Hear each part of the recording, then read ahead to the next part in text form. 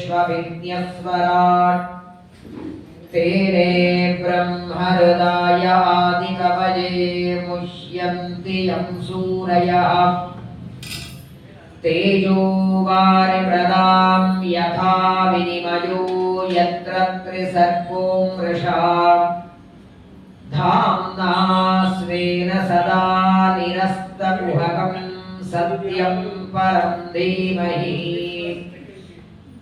धर्मप्रोज्झितकैतवोऽत्र परमो निर्मत्सराणां सतां वेद्यं वास्तवमत्र वस्तु शिवदं तापत्रयोन्मूलनम् श्रीमद्भागवते महामुनिकृते किं वा परैरीश्वरः सत्योरुद्यवरुध्यतेऽत्र कृतिभिः शुश्रूषुभिस्तक्षणात् निर्मत्योग्रभवार्णवे निजमनोभीष्टं दिशामीति यः सम्यक् ज्ञापयितुं करेण विलसन् मन्थानमन्नेन च रम्यं दामददन् महेशरजतग्रामश्रियोऽलङ्कृतिः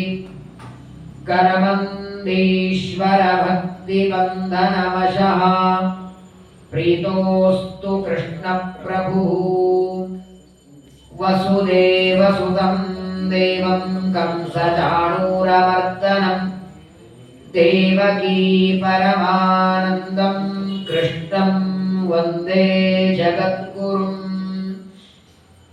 कृष्णाय वासुदेवाय देवकीनन्दनाय च नन्दगोपकुमाराय गोविन्दाय नमो नमः। यो विप्रलम्ब विपरीतमतिप्रभूतान् वादान् निरस्य कृतवान् भुवि तत्त्ववादम् सर्वेश्वरो हरिरिति प्रतिपादयन्तम् आनन्दतीर्थमुनिवर्यमहं नमामि। नमोऽस्तु तात्विका देवाः विष्णुभक्तिपरायणाः धर्ममार्गे प्रेरयन्तो भवन्तः सर्वदेव हि यस्वानुभावमखिलश्रुतिसारमेकम् अध्यात्मदीपमतिदितिर्शतां तमोऽन्धम् संसारिणां करुणयाः पुराणगुह्यं तं व्याससूनुमुपयामि गुरुं मुनीनाम् वक्रतुण्डमहाकाय कोटिसूर्यसमप्रभ निर्विघ्नं कुरु मे देव सर्वकार्येषु सर्वदा आपादमौलिपर्यन्तं गुरूणामाकृतिं स्मरेत् तेन विघ्नाः प्रणश्यन्ति सिद्ध्यन्ति च मनोरथाः। श्रीगुरुभ्यो नमः। सत्यव्रतं सत्यपरं त्रिसत्यं सत्यस्य योनिं निहितं च सत्ते सत्यस्य सत्यं उत सत्यनेत्रं सत्यात्मकं त्वां शरणं प्रपन्नाः। स्वस्त्यस्तु सदाम् अशेषसन्मङ्गलानि भवन्तु।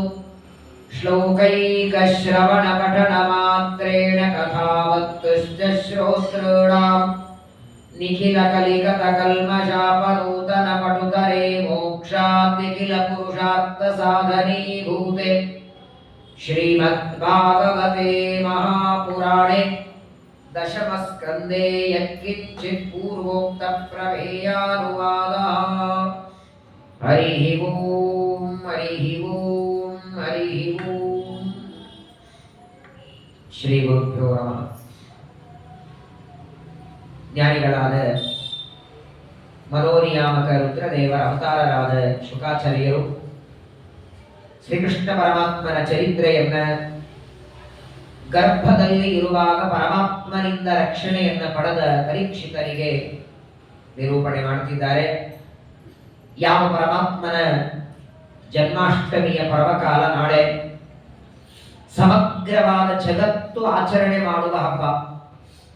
ನಮ್ಮ ನಮ್ಮ ಹುಟ್ಟು ಹಬ್ಬವನ್ನ ಎಷ್ಟು ಆದರದಿಂದ ಆಚರಣೆ ಮಾಡ್ತೇವೆ, ಅದಕ್ಕೂ ಕೋಟಿ ಪಟ್ಟು ಮಿಗಿಲಾಗಿ ಆಚರಣೆ ಮಾಡಬೇಕಾದದ್ದು ನಾಳೆಗೆ ಶ್ರೀಕೃಷ್ಣ ಪರಮಾತ್ಮನ ಜನ್ಮೋತ್ಸವ. ಶ್ರೀಮದ್ ಆಚಾರ್ಯರು 37 ಸರ್ವಮೂಲ ಗ್ರಂಥಗಳಲ್ಲಿ ರಾಮಾವತಾರ, ವೇದವ್ಯಾಸ ಅವತಾರ ಅಥವಾ ಹಯಗ್ರೀವ, ಶಿಂಶುಮಾರ, ಧನ್ವಂತರಿ ಯಾವ ಅವತಾರಗಳ ಬಗ್ಗೆನೂ ಗ್ರಂಥ ಬರೀಲಿಲ್ಲ. ಮಹಾಭಾರತ ಅಪ್ಪನಿರ್ಣಯದಲ್ಲಿ 10ನೇ ಅಧ್ಯಾಯದಲ್ಲಿ ವ್ಯಾಸಾವತಾರದ ಬಗ್ಗೆ ಹೇಳಿದ್ರು. ಆದರೆ ಅವತಾರದ ಬಗ್ಗೆನೇ ಗ್ರಂಥ ಅಂತ ಬರೆದದ್ದಿದ್ರೆ ಅದು ಕೃಷ್ಣಾವತಾರದ ಮಾತ್ರ. ಜಯಂತಿ ನಿರ್ಣಯ ಅಂತ ಆಚಾರ್ಯರು ಸರ್ವಮೂಲದಲ್ಲಿ ಒಂದು ಗ್ರಂಥವನ್ನು ಬರೆದಿದ್ದಾರೆ. ರೋಹಿಣ್ಯಾಂ ಅರ್ಧರಾತ್ರೇತು ಯದಾ ಅಷ್ಟಮಿ ಭವೇತ್ ಜಯಂತಿ ನಾಮ ಸಾ ಪ್ರೋಕ್ತ. ಕೃಷ್ಣಾಷ್ಟಮಿ ಬೇರೆ, ಕೃಷ್ಣ ಜಯಂತಿ ಬೇರೆ. ಜಯಂತಿ ಅಂತ ಕರೆಯೋದು ಯಾವ ರಾತ್ರಿ ಅಷ್ಟಮಿ ತಿಥಿನೂ ಇರಬೇಕು, ರೋಹಿಣಿ ನಕ್ಷತ್ರನೂ ಇರಬೇಕು, ಆಗ ಪರಮಾತ್ಮನ ಅವತಾರ ಆದ್ರೆ ಅದು ಜಯಂತಿ ಅಂತ ಕರೆಸ್ಕೊಳ್ಳುತ್ತದೆ. ಇಲ್ಲ ಅಂದ್ರೆ ಬರೇ ಅಷ್ಟಮಿ ಅಂತ ಕರಿಬೇಕು. ಪರಮಾತ್ಮ ತಾನು ಅವತಾರ ಮಾಡೋದಕ್ಕೆ ಆರಿಸಿಕೊಂಡಂತಹ ಮಾಸ ಶ್ರಾವಣ ಮಾಸ, ಕೃಷ್ಣ ಪಕ್ಷ, ಅಷ್ಟಮಿ ತಿಥಿ. ಅದು ನಾಳೆಯ ಪರ್ವಕಾಲದಲ್ಲಿ ನಾವೆಲ್ಲರೂ ಕೃಷ್ಣ ಪರಮಾತ್ಮನ ಜನ್ಮೋತ್ಸವದ ಕಥೆಯನ್ನ ಶ್ರವಣ ಮಾಡೋರಿದ್ದೇವೆ. ಅದಕ್ಕೂ ಮೊದಲು ದೇವಕಿಯ ಗರ್ಭದಲ್ಲಿ 6 ಮಕ್ಕಳು, ಷಡ್ಗರ್ಭರು, ಮರೀಚಿ ಋಷಿಗಳ ಮಕ್ಕಳು. ಅವರನ್ನ ಕಂಸ ಸಂಹಾರ ಮಾಡ್ತಾನೆ. 7ನೇದು ಸಾಕ್ಷಾತ್ ಶೇಷದೇವರು ಪರಮಾತ್ಮನ ಹಾಸಿಗೆ 3 ತಿಂಗಳು ಮಾತ್ರ ದೇವಕಿಯ ಗರ್ಭದಲ್ಲಿ ಇದ್ದು ಆ ಗರ್ಭವನ್ನ ರೋಹಿಣಿಯ ಗರ್ಭಕ್ಕೆ ಸೇರಿಸುವಂತೆ ದುರ್ಗಾದೇವಿಗೆ ಆಜ್ಞೆಯನ್ನ ಮಾಡಿ, ಯಾವಾಗ 3 ತಿಂಗಳ ಗರ್ಭ ಅಲ್ಲಿಂದ ಹೋಯಿತು, ಗರ್ಭಪಾತ ಆಯಿತು ಅಂತ ಎಲ್ಲ ಕಡೆಗೆ ವಾರ್ತೆ ಬಂತು. ಕಂಸನಿಗೂ ಅದೇ ವಾರ್ತೆ ಗೊತ್ತಾಯಿತು. ಈ ಮಗು ಇನ್ನೊಂದು ಕಡೆ ಹೋಗಿದೆ ಅಂತ ಗೊತ್ತಾಗಲಿಲ್ಲ. ಶ್ರೀಮದಾಚಾರ್ಯ ಭಾಗವತಾಂತರದಲ್ಲಿ ಒಂದು ಮಾತು ಹೇಳ್ತಾರೆ, ಎಲ್ಲಿವರೆಗೆ ಕಂಸನಿಗೆ ದೇವಕಿ ಬಿಟ್ರೆ ವಸುದೇವನಿಗೆ ಬೇರೆ ಹೆಂಡತಿ ಅನ್ನೋ ವಾರ್ತೆನೂ ಗೊತ್ತಿರಲಿಲ್ಲ. ಯಾಕಂದ್ರೆ ಈ ಗರ್ಭದಲ್ಲಿದ್ದ ಮಗು ಇನ್ನೊಂದು ಗರ್ಭಕ್ಕೆ ಹೋಯಿತು ಅಂದ್ರೆ ಯಾರ್ದೋ ಗರ್ಭದಲ್ಲಿ ಯಾರು ಇಟ್ಕೊಳ್ಳಲ್ಲ. ದೇವಕಿಯ ಗರ್ಭದಲ್ಲಿದ್ದ ಮಗು ಇನ್ನೊಂದು ಗರ್ಭಕ್ಕೆ ಹೋಗಬೇಕಾದ್ರೆ ಅವಳು ವಸುದೇವ ಹೆಂಡತಿನೇ ಆಗಿರಬೇಕು. ವಸುದೇವನಿಗೆ 13 ಜನ ಮಡದಿಯರು, ಆದ್ರೆ ಕಂಸನಿಗೆ ಯಾರು ಗೊತ್ತಿರಲಿಲ್ಲ. ಅವರು ಯಾವ ಊರಲ್ಲಿ ಇದ್ರು, ಏನಿದ್ರು ಅನ್ನೋ ವಾರ್ತೆ ಯಾವ ಪುರಾಣಗಳಲ್ಲೂ ಹೇಳಿಲ್ಲ. ಇಲ್ಲಿ ರೋಹಿಣಿಯ ಬಗ್ಗೆ ಮಾತ್ರ ಶ್ರೀಮದಾಚಾರ್ಯರು ಭಾಗವತ ಅಪ್ಪರದಲ್ಲಿ ಹೇಳ್ತಾರೆ. ಅದು ಕಾರಣ ಏನಂದ್ರೆ ಈ ಗರ್ಭ ಬಿದ್ದೋಯ್ತು ಅಂತ ವಾರ್ತೆ ಬಂತು.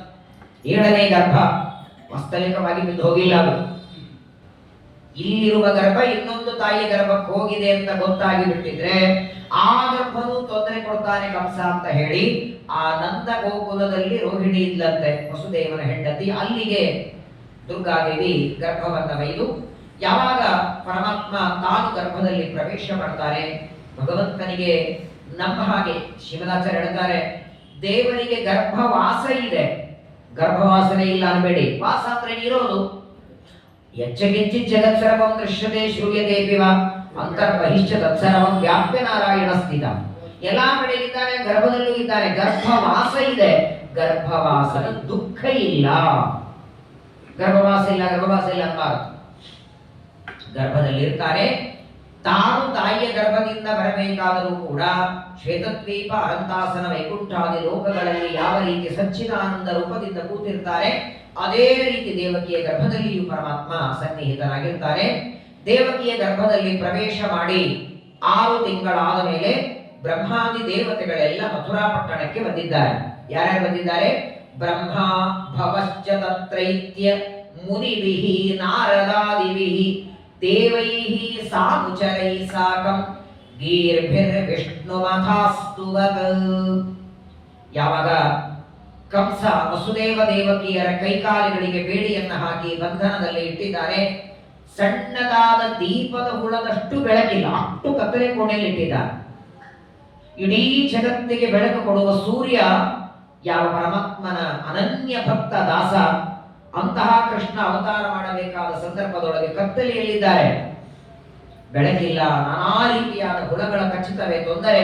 ಅಂತಹ ಒಂದು ಸ್ಥಾನದಲ್ಲಿ ವಸುದೇವ ದೇವಕಿ ಇದ್ದಾರೆ. ಅಲ್ಲಿಗೆ ಚತುರ್ಮುಖ ಬ್ರಹ್ಮದೇವರು ಬಂದಿದ್ದಾರೆ, ಭಾವಾದ ರುದ್ರದೇವರು ಬಂದಿದ್ದಾರೆ, ನಾರದರು ಬಂದಿದ್ದಾರೆ, ವಸಿಷ್ಠಾದಿ ಋಷಿಗಳು ಬಂದಿದ್ದಾರೆ. ಬೇರೆ ಬೇರೆ ದೇವತೆಗಳೆಲ್ಲ ತಮ್ಮ ತಮ್ಮ ಶಿಷ್ಯರಿಂದ ಕೂಡಿಕೊಂಡು ಪರಿವಾರ ಸಹಿತರಾಗಿ, ಎಲ್ಲಿ ಯಾವಾಗ ಇನ್ನು ಕೃಷ್ಣ ಅವತಾರ ಮಾಡಿಲ್ಲ, ಅಷ್ಟಮಿಯ ರಾತ್ರಿ ದೇವಕಿಯ ಗರ್ಭದಿಂದ ಬರಬೇಕು. ಅವತಾರ ಮಾಡುವುದಕ್ಕೆ ಮೊದಲು ಗರ್ಭದಲ್ಲಿ ಇರುವ ಪರಮಾತ್ಮನನ್ನ ಸ್ತೋತ್ರ ಮಾಡಬೇಕು ಅಂತ ಅಲ್ಲಿಗೆ ಬಂದಿದ್ದಾರೆ. ಅದನ್ನ ಗರ್ಭಸ್ತುತಿ ಎಂಬುದಾಗಿ ಶ್ರೀಮದ್ಭಾಗವತ ವರ್ಣನ ಮಾಡುತ್ತದೆ. ದೇವರು ಸ್ತುತಿ ಪ್ರಿಯ, ಎಷ್ಟು ರೀತಿಯಿಂದ ದೇವರ ಸ್ತೋತ್ರ ಮಾಡ್ತೇವೆ ಅಷ್ಟು ಶೀಘ್ರದಲ್ಲಿ ಅನುಗ್ರಹ ಮಾಡ್ತಾರೆ. ಅಂತಹ ಬ್ರಹ್ಮಾದಿ ದೇವತೆಗಳು ಬಂದು ಗರ್ಭದಲ್ಲಿ ಇರುವ, ಸಾಮಾನ್ಯವಾಗಿ ಯಾರನ್ನು ಸ್ತೋತ್ರ ಮಾಡಬೇಕಾದ್ರೆ ಆ ಸ್ತೋತ್ರ ಮಾಡಿಸ್ಕೊಳ್ಳುವ ವ್ಯಕ್ತಿ ಎದುರಿಗಿರ್ಬೇಕಲ್ಲ. ದೇವರ ಮುಂದೆ ನಿಂತರೆ, ತಿರುಪತಿಗೆ ಹೋದಾಗ ಶ್ರೀನಿವಾಸನ ಮುಂದೆ ನಿಂತು ಸ್ತೋತ್ರ ಮಾಡಿದರೆ ಎದುರುಗಡೆ ದೇವರಿದ್ದಾರೆ ಸ್ತೋತ್ರ ಮಾಡಬಹುದು, ಸಂಘಕ್ಕೆ ಬಂದ್ರೆ ದೇವರ ಎದುರುಗಡೆ ಮಾಡಬಹುದು. ಇಲ್ಲಿ ಬ್ರಹ್ಮಾದಿ ದೇವತೆಗಳು ಸ್ತೋತ್ರ ಮಾಡುತ್ತಿದ್ದಾರೆ, ದೇವರ ಎದುರುಗಡೆ ಇಲ್ಲ, ಗರ್ಭದೊಳಗಿದ್ದಾರೆ. ನಾನಿನ್ನೆ ಹೇಳಿದೆ, ದೇವರ ಪೂಜೆಯೆಲ್ಲ ಮುಗಿದ ಮೇಲೆ ಸಂಪುಷ್ಟದಲ್ಲಿ ಶಾಲಿಗ್ರಾಮ ಇಟ್ಟು ಆ ಪ್ರದಕ್ಷಿಣೆ ನಮಸ್ಕಾರ ಮಾಡುತ್ತೀವಲ್ಲ, ಆ ನಮಸ್ಕಾರ ಸಂಪುಷ್ಟಕ್ಕಲ್ಲ.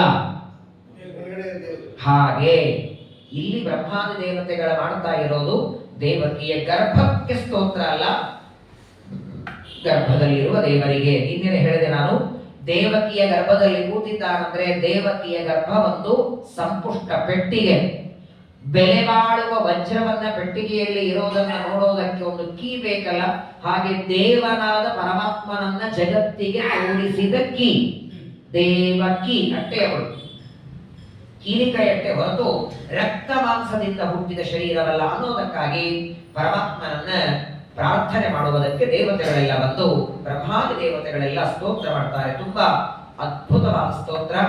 27ನೇ ಶ್ಲೋಕದಿಂದ, 3ನೇ ಅಧ್ಯಾಯದಲ್ಲಿ 27ನೇ ಶ್ಲೋಕದಿಂದ 41ನೇ ಶ್ಲೋಕದವರೆಗೆ ತುಂಬಾ ಚೆನ್ನಾಗಿದೆ. ವಿಶೇಷವಾಗಿ ಗರ್ಭಿಣಿ ಸ್ತ್ರೀಯರು ಇದನ್ನ ಪಾರಾಯಣ ಮಾಡಬೇಕು, ಅಥವಾ ಮದುವೆಯಾದ ಮೇಲೆ ಅನೇಕ ವರ್ಷ ಸಂತಾನ ಆಗದಿದ್ದರೂ ಈ ಗರ್ಭಸ್ತುತಿಯನ್ನ ಪ್ರವಚನ ಕೇಳಿದರೆ, ಶ್ರವಣ ಮಾಡಿದರೆ ಉತ್ತಮ ಸಂತಾನವಾಗುತ್ತೆ ಅನ್ನುವ ರೂಢಿ ಭಾಗವತದಲ್ಲಿ ಬರ್ತದೆ.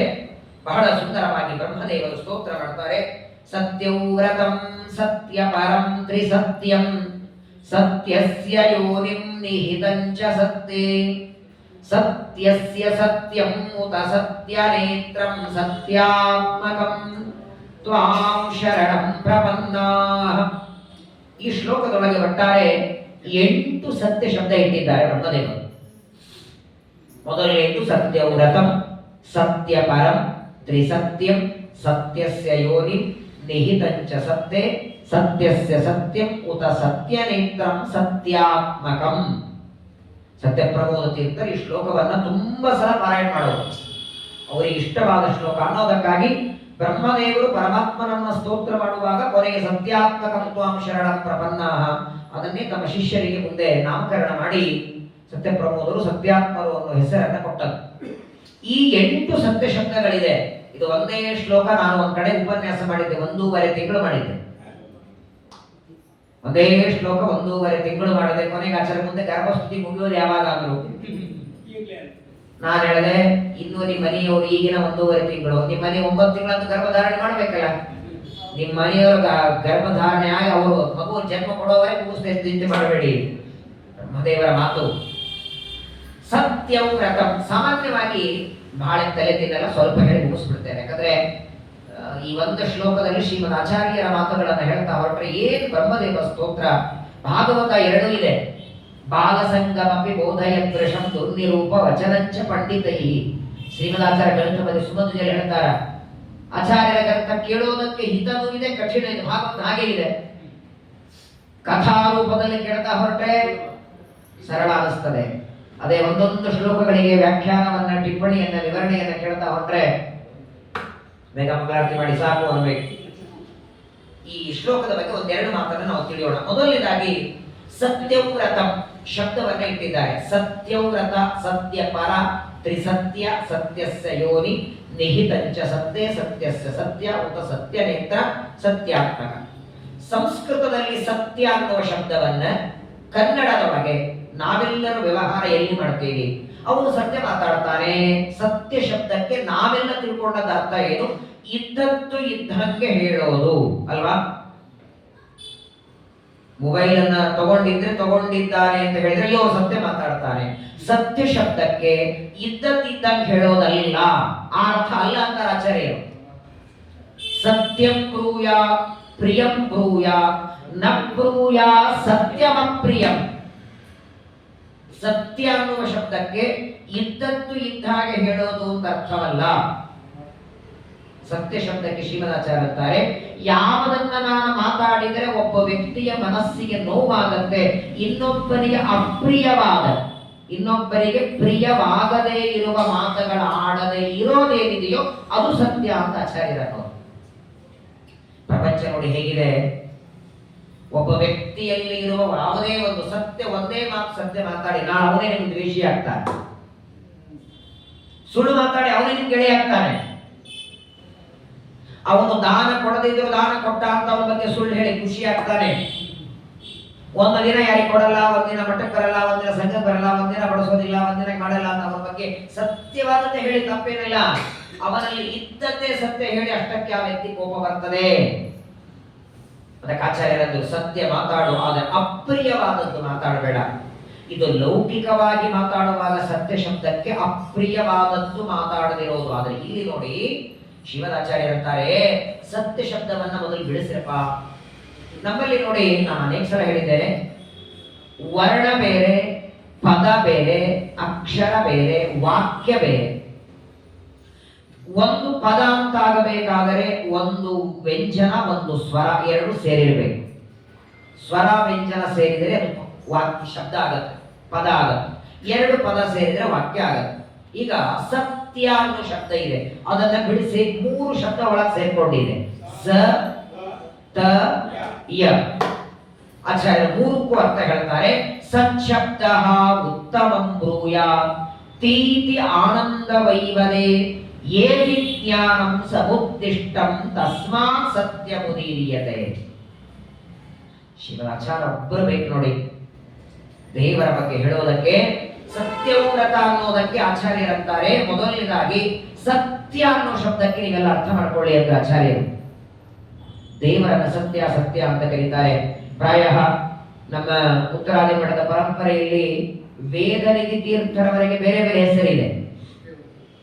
ಪದ್ಮನಾಭ ತೀರ್ಥರು, ನರಹರಿ ತೀರ್ಥರು, ಮಾಧವ ತೀರ್ಥರು, ಅಕ್ಷುಭ ತೀರ್ಥರು, ಟೀಕಾಕೃಪಾರು, ವಿದ್ಯಾಧಿರಾಜರು, ಕವಿತಾ ತೀರ್ಥರು, ವಾಗೀಶ ತೀರ್ಥರು, ರಾಮಚಂದ್ರ ತೀರ್ಥರು, ರಘುವರಿ ತೀರ್ಥರು, ಅಲ್ಲಿ ಎಲ್ಲಿವರೆಗೆ ವೇದನಿಧಿಗಳವರೆಗೆ.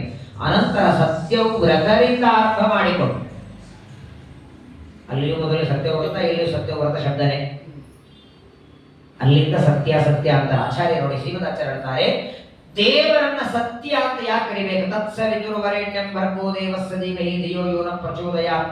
ಗಾಯತ್ರಿ ಮಂತ್ರದಲ್ಲಿ ಬರುವ ಎಲ್ಲ ವಿವರಣೆಯನ್ನ ಈ ಒಂದೇ ಶ್ಲೋಕದಲ್ಲಿ ಬ್ರಹ್ಮದೇವರು ಹೇಳಿಕೊಡ್ತಾರೆ. ಪ್ರಪಂಚೀಗ ನಾವು ನೀವೆಲ್ಲರೂ ಊಟ ಮಾಡಿದ್ರೆ ಆನಂದ ಪಡ್ತೀವಿ, ಯಾವುದೋ ಹಣ್ಣು ತಿಂದ್ರೆ ಆನಂದ, ಅಥವಾ ಹೊಸ ಬಟ್ಟೆ ಹಾಕೊಂಡ್ರೆ ಆನಂದ. ಈ ಮಾನವರಿಗೆ, ನಮ್ಮೆಲ್ಲ ಮನುಷ್ಯರಿಗೆ ಆನಂದ ಆಗುತ್ತಲ್ಲ, ಈ ಆನಂದ ಅನಾದಿನೋ ಸಾದಿನೋ? ಸಾದಿ ಅಂದ್ರೇನು? ನಮ್ಮ ಆನಂದಕ್ಕೆ ಮೊದಲಿದೆ, ಮೊದಲು ಇದೆ, ಕೊನೆ ಇದೆ. ಈಗ ಉದಾಹರಣೆಗೆ ಒಂದು ಮಾವಿನ ಹಣ್ಣನ್ನ ಹೆಚ್ಚಿ ಹೋಳು ಮಾಡಿ ನಾನು ನಿಮಗೆ ಕೊಡ್ತೇನೆ. ಆನಂದ ನಿಮ್ಗೆ ಯಾವಾಗ ಆಗತ್ತೆ? ಹಣ್ಣು ಕೊಡುವಾಗ ಆಗತ್ತೋ, ಕೈಯಾಗ ಇಟ್ಟಾಗ ಆಗತ್ತೋ, ನೋಡುವಾಗ ಆಗತ್ತೋ, ನಾಲಿಗೆ ಮೇಲೆ ಇಟ್ಟಾಗ ಆಗತ್ತೋ ಅಲ್ವಾ? ನಾಲಿಗೆ ಮೇಲೆ ಇಟ್ಟ ಮೇಲೆ ಎಷ್ಟೊತ್ತು ಗಂಟಲಲ್ಲಿ ಹೋಗುವಾಗ ಆಗತ್ತ? ನಾಲಿಗೆ ಮೇಲೆ ಇಟ್ಟು ಆ ನಾಲಿಗೆಯಿಂದ ಗಂಟಲಲ್ಲಿ ಹೋಗುವವರೆಗೆ ಆನಂದ ಆಗತ್ತೆ. ಆದರೆ ಕೆಲವರಿಗೆ ಮಾವಿನ ನಾಲಿಗೆ ಮೇಲೆ ಇಡೋದು ಬೇಡ, ನಿಮ್ಗೆ ಹಣ್ಣು ಕೊಡ್ತೀರ ಅಂದಾಗೆ ಅರ್ಧ ಆನಂದ ಆಗಿರ್ತದೆ, ನಾಳೆ ಹಣ ಕೊಡ್ತೇನೆ ಅಂತ ಅರ್ಥ ಆಗಿರ್ತದೆ, ಕೊಡ್ತಾರೆ ಅನ್ನೋ ಆನಂದಲ್ಲೇ ಬರ್ತೀರಲ್ಲ. ಹಾಗಾದರೆ ದೇವರ ಮುಂದೆನೂ ನಾವು ಹಣ್ಣು ನೈವೇದ್ಯಕ್ಕೆ ಇಡ್ತೇವೆ. ಆ ನೈವೇದ್ಯಕ್ಕಿಟ್ಟ ಹಣ್ಣದಿಂದ ದೇವರಿಗೆ ಆನಂದ ಆಗತ್ತೇನು? ಹೊಸದಾದ ಆನಂದ ಇಲ್ಲ. ನೈವೇದ್ಯ ಮಾಡೋದಕ್ಕೆ ಎಷ್ಟು? ನಾವು ಮಾಡುವ ನೈವೇದ್ಯ ಹಣ್ಣು ನೈವೇದ್ಯ ಅಲ್ಲ, ನಾವು ಮಾಡುವ ತುಳಸಿ ಅರ್ಚನೆ, ನಾವು ಮಾಡುವಂತ ಅಭಿಷೇಕ, ನಾವು ಮಾಡುವ ಮಂಗಳಾರತಿ, ಯಾವುದೇ ಉಪಚಾರದಿಂದ ದೇವರಿಗೆ ಆನಂದ ಆಗತ್ತೆ ಅಂತ ನೀವಂದ್ರಿ. ಹಾಗಾದ್ರೆ ಇವತ್ತಿನವರೆಗೆ ಇಲ್ಲದೆ ಇರುವ ಆನಂದ ಇವತ್ತಾಯಿತು ಅನ್ನಬೇಕು. ಇವತ್ತಿನವರೆಗೆ ಇಲ್ಲದೆ ಇರುವ ಆನಂದ ಈ ಕರ್ಮದಿಂದ, ಅರ್ಚನೆಯಿಂದಲೋ, ಧೂಪದಿಂದಲೋ, ನೈವೇದ್ಯದಿಂದಲೋ ಆಯ್ತರಬೇಕು. ಹಾಗಂದು ಬಿಟ್ರಿ ಅಂದ್ರೆ ಇವತ್ತಿನವರೆಗೆ ಇಲ್ಲದೆ ಇರುವ ಆನಂದ ಇವತ್ತು ದೇವರು ಪಡದ ಅಂದ್ರೆ ಪೂರ್ಣ ಆನಂದ ಅಂತ ಕರಿಬಾರ್ದು ಅವನನ್ನು. ಪೂರ್ಣಾನಂದ ಅಂದ್ರೆ ಏನು? ಅನಾದಿ ಕಾಲದಿಂದಲೂ ಆನಂದ ಉಳ್ಳವ. ಹಾಗಾದ್ರೆ ನಾವೆಲ್ಲರೂ ಮಾಡುವ ಪೂಜೆ ಪುನಸ್ಕಾರ ಪ್ರವಚನ ಪಾಠದಿಂದ ಏನು ಆನಂದ ಪಡ್ತಾನೋ ಇಲ್ಲೋ? ಪಡೋದಿಲ್ಲ ಅಂದ್ರೆ ವೇಸ್ಟ್ ಅದೆಲ್ಲ ಮಾಡಿ. ಶ್ರೀಮದಾಚಾರ್ಯರಂತಾರೆ, ದೇವರಲ್ಲಿರುವ ಆನಂದ ಅನಾದಿ, ನಮ್ಮ ಆನಂದ ಸಾದಿ. ಬರೇ ಸಾದಿ ಅಲ್ಲ, ನಮ್ಮ ಆನಂದ ಅನಿತ್ಯ, ಕ್ಷಣಿಕ, ನಶ್ವರ. ಆದರೆ ಭಗವಂತನ ಆನಂದ ಪರಿಪೂರ್ಣ. ನೋಡಿ, ನಾವು ನೈವೇದ್ಯಕ್ಕೆ ಪದಾರ್ಥಗಳನ್ನ ಇಟ್ಟರೆ ಆ ಪದಾರ್ಥದಿಂದ ದೇವರು ಆನಂದ ಹೊಸದಾಗಿ ತಗೊಳ್ಳಲ್ಲ, ಅನಾದಿಯಿಂದ ಇರುವ ತನ್ನ ಆನಂದವನ್ನ ಅಭಿವ್ಯಕ್ತ ಮಾಡ್ತಾನೆ. ಅಭಿವ್ಯಕ್ತಿ ಮಾಡ್ತಾನೆ. ಯಾಕೆ ಅಭಿವ್ಯಕ್ತಿ ಮಾಡಬೇಕು ಅಂದ್ರೆ, ಅವನು ಅಭಿವ್ಯಕ್ತಿ ಮಾಡದಿದ್ರೆ ನೈವೇದ್ಯ ಮಾಡಿದ ಭಕ್ತನಿಗೆ ಆನಂದ ಆಗಲ್ಲ. ಆತ್ಮಾಂತರಾತ್ಮೇತಿ ಹರಿ ಏಕ ಏವ ದ್ವಿಧಾ ಸ್ಥಿತಃ ಪ್ರವಿಷ್ಟೋ ಹೃದಯೇ ನಿತ್ಯಂ ರಸಂ ಪಿಬತಿ ಕರ್ಮಜಂ ಶುಭಂ ಪಿಬತ್ಯಸೌ ನಿತ್ಯಂ ನಾಶುಭಂ ಸ ಹರಿ ಪಿಬೆ ಪೂರ್ಣಾನಂದಮಯಸ್ಯಾಸ್ಯ ಚೇಷ್ಟಾನ ಜ್ಞಾಯತೆ ಕ್ವಚಿತ. ಶ್ರೀಮದಾನಂದ ತೀರ್ಥರು ಬ್ರಹ್ಮಸೂತ್ರ ಭಾಷ್ಯದಲ್ಲಿ ಹೇಳ್ತಾರೆ, ಇದೊಂದು ದೇವರ ಅದ್ಭುತ. ನಾಳೆ ದಿನ ಒಂದು 2 ತೊಲೆ ಬಂಗಾರದ ನೆಕ್ಲೆಸ್ ನಿಮಗೆ ಕೃಷ್ಣಾಷ್ಟಮಿ ನಿಮಿತ್ತಕವಾಗಿ ಉಡುಗೊರೆ ಕೊಡುತ್ತೇನೆ ಅಂತ ನಾನು ಇವತ್ತೇ ಹೇಳಿದ್ರೆ ಆನಂದ ಆಯ್ತೋ ಇಲ್ಲೋ? ನೋಡಿ, ಚೆನ್ನಾಗಿ ಹೇಳ್ತಾರೆ ಆಚಾರ್ಯ, ಬಂಗಾರ ಬಂತದನೋ ಇಲ್ಲೋ? 1 ಲಕ್ಷ ರೂಪಾಯಿ ತೊಲೆ ಇದೆ, 2 ತೊಲೆ ಕೊಡ್ತೀನಂತಾರೆ. ಟೀಕಾರಾಯ ಸುಧಾದಲ್ಲಿ ಹೇಳ್ತಾರೆ, ವಾಕ್ಯಾರ್ಥ ಜ್ಞಾನ ಮಾತ್ರೇಣ ಕ್ವಚಿದಿಷ್ಟಂ ಭವೇದಪಿ. ಶ್ರೀಮದಾಚಾರ್ಯ ಅಂತಾರೆ ನೋಡಿ, ಕೇಳಿದ್ದಕ್ಕೂ, ಹಿತವಾದ ಮಾತು ಕೇಳಿದ್ದಕ್ಕೂ ಮನಸ್ಸಿಗೆ ಆನಂದ ಆಗತ್ತೆ. ನಾವೆಲ್ಲರೂ ಅಲ್ಪ ಆನಂದ ಉಳ್ಳವರು. ಈಗ ಆನಂದದಲ್ಲಿದ್ದೇವೆ ಅಂದ್ರೆ ಮರುಕ್ಷಣದಲ್ಲಿ ದುಃಖ ಇದೆ. ಅದರ ದೇವರ ಆನಂದ ಹಾಗಲ್ಲ ಅಂತಾರೆ. ಪರಿಪೂರ್ಣ ಆನಂದ, ಅನಾದಿ ಕಾಲದಿಂದಲೂ ಪೂರ್ಣಮದಃ ಪೂರ್ಣಮಿದಂ ಪೂರ್ಣಾತ್ ಪೂರ್ಣಮದಚ್ಯುತೆ ಪೂರ್ಣಸ್ಯ ಪೂರ್ಣಮಾದಾಯ ಪೂರ್ಣಮೇವಾವಶಿಷ್ಯತೆ. ಇಲ್ಲಿ ಕೂತಂತಹ 20, 30, 20 ಜನ ಇದ್ದೇವೆ. ಎಲ್ಲರ ಹೆಸರು ಎಲ್ಲರಿಗೂ ಗೊತ್ತಿರಬಹುದು. ಗೊತ್ತಿದೆಯಲ್ಲ? ಆಲ್ಮೋಸ್ಟ್. ಯಾಕಂದ್ರೆ ಡೈಲಿ ಬರ್ತಿದ್ರಿಂದ ಗೊತ್ತಿರತ್ತೆ, ಪರವಾಗಿಲ್ಲ. ಎಲ್ಲರ ಹೆಸರು ಗೊತ್ತಿರಬಹುದು. ಎಲ್ಲಾರ ಹೆಸರು, ಎಲ್ಲಾರ ಗೋತ್ರ ಎಲ್ಲರಿಗೂ ಗೊತ್ತಿದೆಯಾ? ಗೊತ್ತಿಲ್ಲ. ಎಲ್ಲಾರ ಮನೆಗಳಲ್ಲಿ ಗೊತ್ತಿದೆಯಾ? ಎಲ್ಲಾರ ಬ್ಯಾಂಕ್ ಅಕೌಂಟ್ ಗೊತ್ತಿದೆಯಾ? ಯಾರ ಅಕೌಂಟ್ ಅಲ್ಲಿ ಎಷ್ಟು ದುಡ್ಡಿದೆ ಗೊತ್ತಿದೆಯಾ?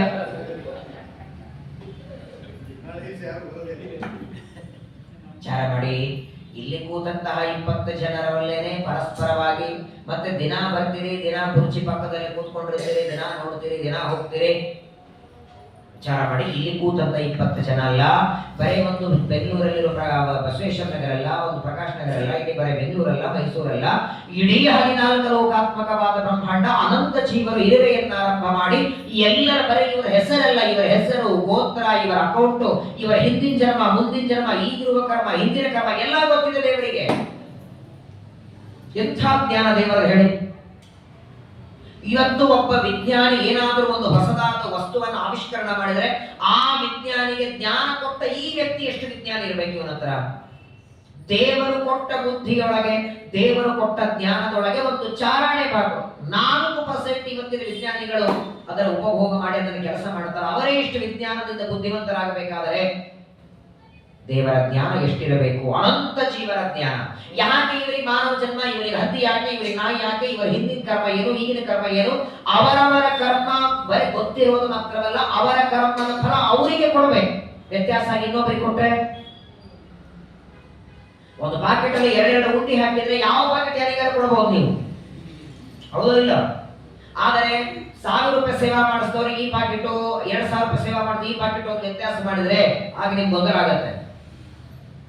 1000 ಯಾರು, 2000 ರೂಪಾಯಿ ಸೇವಾ ಮಾಡಿಸೋದು ಯಾರು, 3000 ಸೇವಾ ಕೊಟ್ಟವ್ರು ಯಾರು? ಅಟ್ಟೆ ಏನು ಸೇವಾ ಮಾಡಿದ್ರು ಒಂದೇ ಉಂಡಿ ಪಾಕೆಟ್ ಒಂದು ಮಾಡಿದ್ರೆ ಗೊತ್ತಿಲ್ಲ. ಹಂಗೆ ಅನಂತ ಜೀವರ ಕರ್ಮ ಬೇರೆ ಬೇರೆ ಇದ್ದಾಗ ಯಾರದೋ ಕರ್ಮ ಯಾರಿಗೋ ಕೊಟ್ಟು ಗೊಂದಲ ಮಾಡಲ್ಲ ದೇವರು.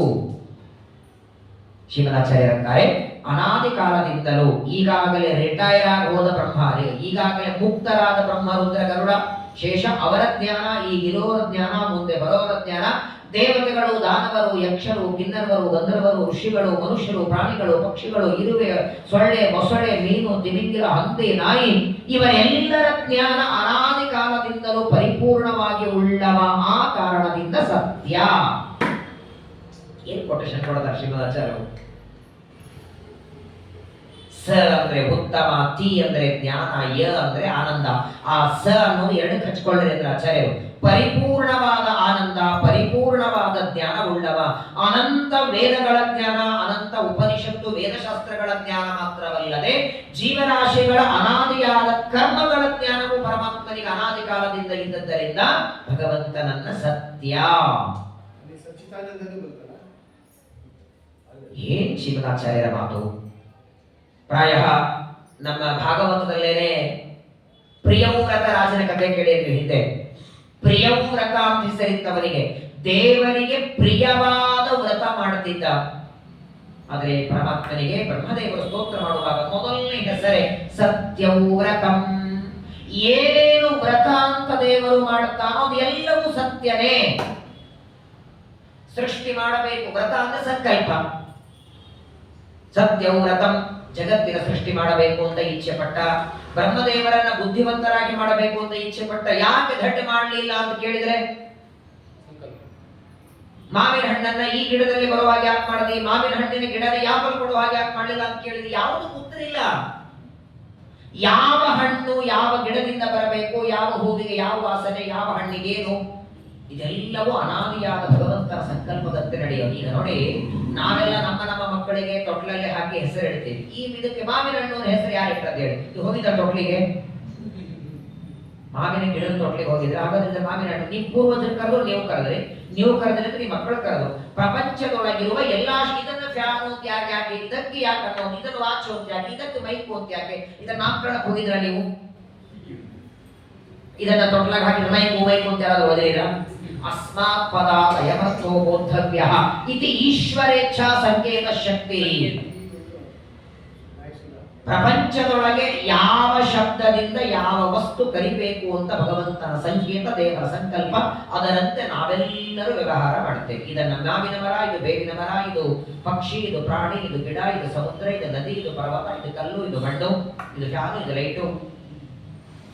ಇಂತಹ ಅನಂತ ಅನಂತ ಕೋಟಿ ಬ್ರಹ್ಮಾಂಡವನ್ನ ತನ್ನ ರೋಮ ಕೂಪದಲ್ಲಿ ಇಟ್ಟುಕೊಂಡು ಆ ಬ್ರಹ್ಮಾಂಡದ ರಕ್ಷಣೆ ಮಾಡ್ತಾರೆ. ಆದ್ದರಿಂದ ಪರಮಾತ್ಮನನ್ನ ಸತ್ಯವ್ರತಂ.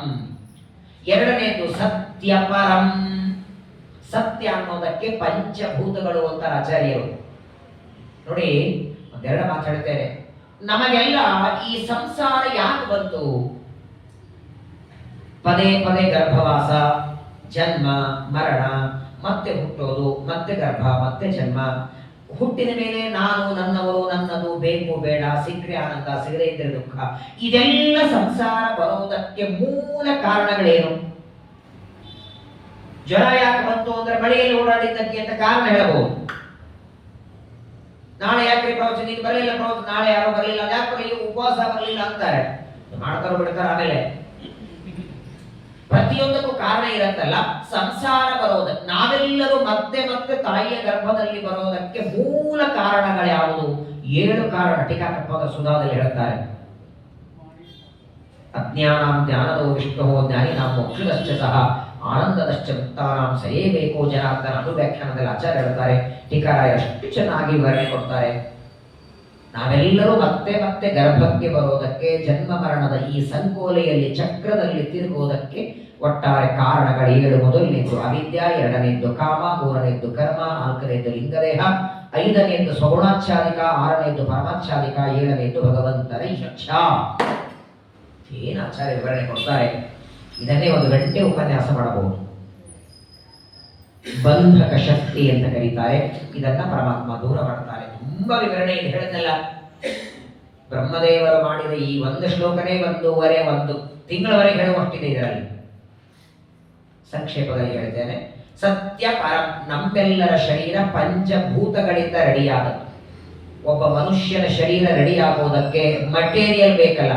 ಮಡಿಕೆ ಆಗುವುದಕ್ಕೆ ಮಣ್ಣು. ನಾಳೆ ಗಣಪತಿ ಪೂಜೆ ಮಾಡ್ತೇನೆ, ಮಣ್ಣಿಂದ ಮಾಡಿದ ಕೆಲವು, POP ಮಾಡಿದ ಕೆಲವು ಗಣಪತಿ. ಹಾಗೆ ನಮ್ಮ ಶರೀರ ರೆಡಿ ಆಗುವುದಕ್ಕೆ ಪೃಥ್ವಿ, ಅಪತೇಜ, ವಾಯು, ಆಕಾಶ ಮಾತ್ರವಲ್ಲ, ನಮ್ಮ ಶರೀರ ನಿರ್ಮಾಣ ಆಗುವುದಕ್ಕೆ ಇನ್ನೂ 3 ಕಾರಣ: ಸತ್ವಗುಣ, ರಜೋಗುಣ, ತಮೋಗುಣ. ಇಲ್ಲಿ ಒಂದು ಮಾತನ್ನು ನಾವು ಗಮನಿಸಬೇಕು. ಪ್ರಪಂಚದೊಳಗೆ ಯಾರನ್ನ ನೋಡಿ ನಾವು ಇವರು ಸಾತ್ವಿಕರಿದ್ದಾರೆ ಅಂತೇಳಿ, ಯಾರನ್ನ ನೋಡಿ ಅವ್ರು ಏನ್ ರಾಜಸರು ಅಂತಾರೆ, ಇವನ್ ನೋಡಿ ತಾಮಸ ಅಂತ. ಇದನ್ನ ಏನ್ ನೋಡಿ ಹೇಳ್ತೀವಿ ನಾವು? ಗುಣ ಕಾಣುತ್ತಾ? ಆ ನಡವಳಿಕೆ ನಿಮ್ಮ ತೋರಿಸೋದಕ್ಕೆ. ಈಗ ಒಬ್ಬ ವ್ಯಕ್ತಿ ಮಹಾ ದುಷ್ಟ, ನೀಚ, ಪಾಪಿಷ್ಟ, ಸಂಘಕ್ಕೆ ಬಂದಾಗ ಮಾತ್ರ ಸಾತ್ವಿಕರಂತೆ ಓಡಾಡ್ತಿರ್ತಾರೆ, ಸಾತ್ವಿಕ ಅಂದ್ಬಿಡ್ತೀರಿ. ಸರಿ ಮಾಡ್ಬಿಡ್ತೀರಾ? ಗುಣ ನೋಡಿ ನಿಶ್ಚಯ ಮಾಡೋದು ನೀವು ಮಾಡ್ತೀರಿ.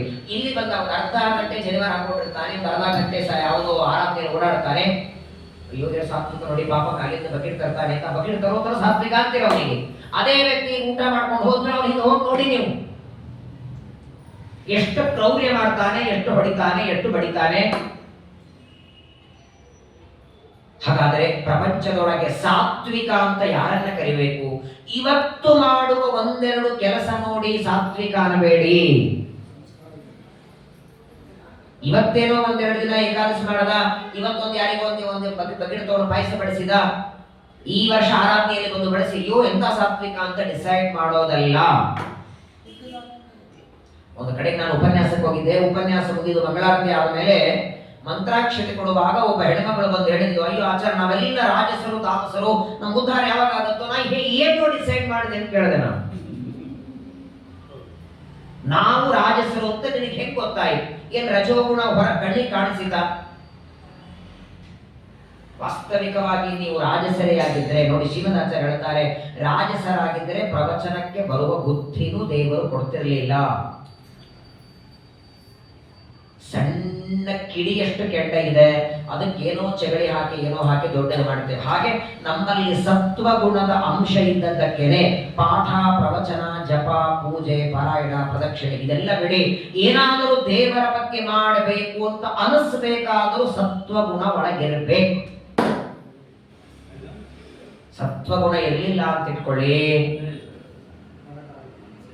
ಮಾಡಕ್ಕಾಗದಲ್ಲ. ಎಷ್ಟೇ ಫೋರ್ಸ್ ಯಾರು ಮಾಡಿದರೂ ನಮ್ಮ ಮನಸ್ಸು ಆ ಕಡೆ ಹೋಗೋದಿಲ್ಲ.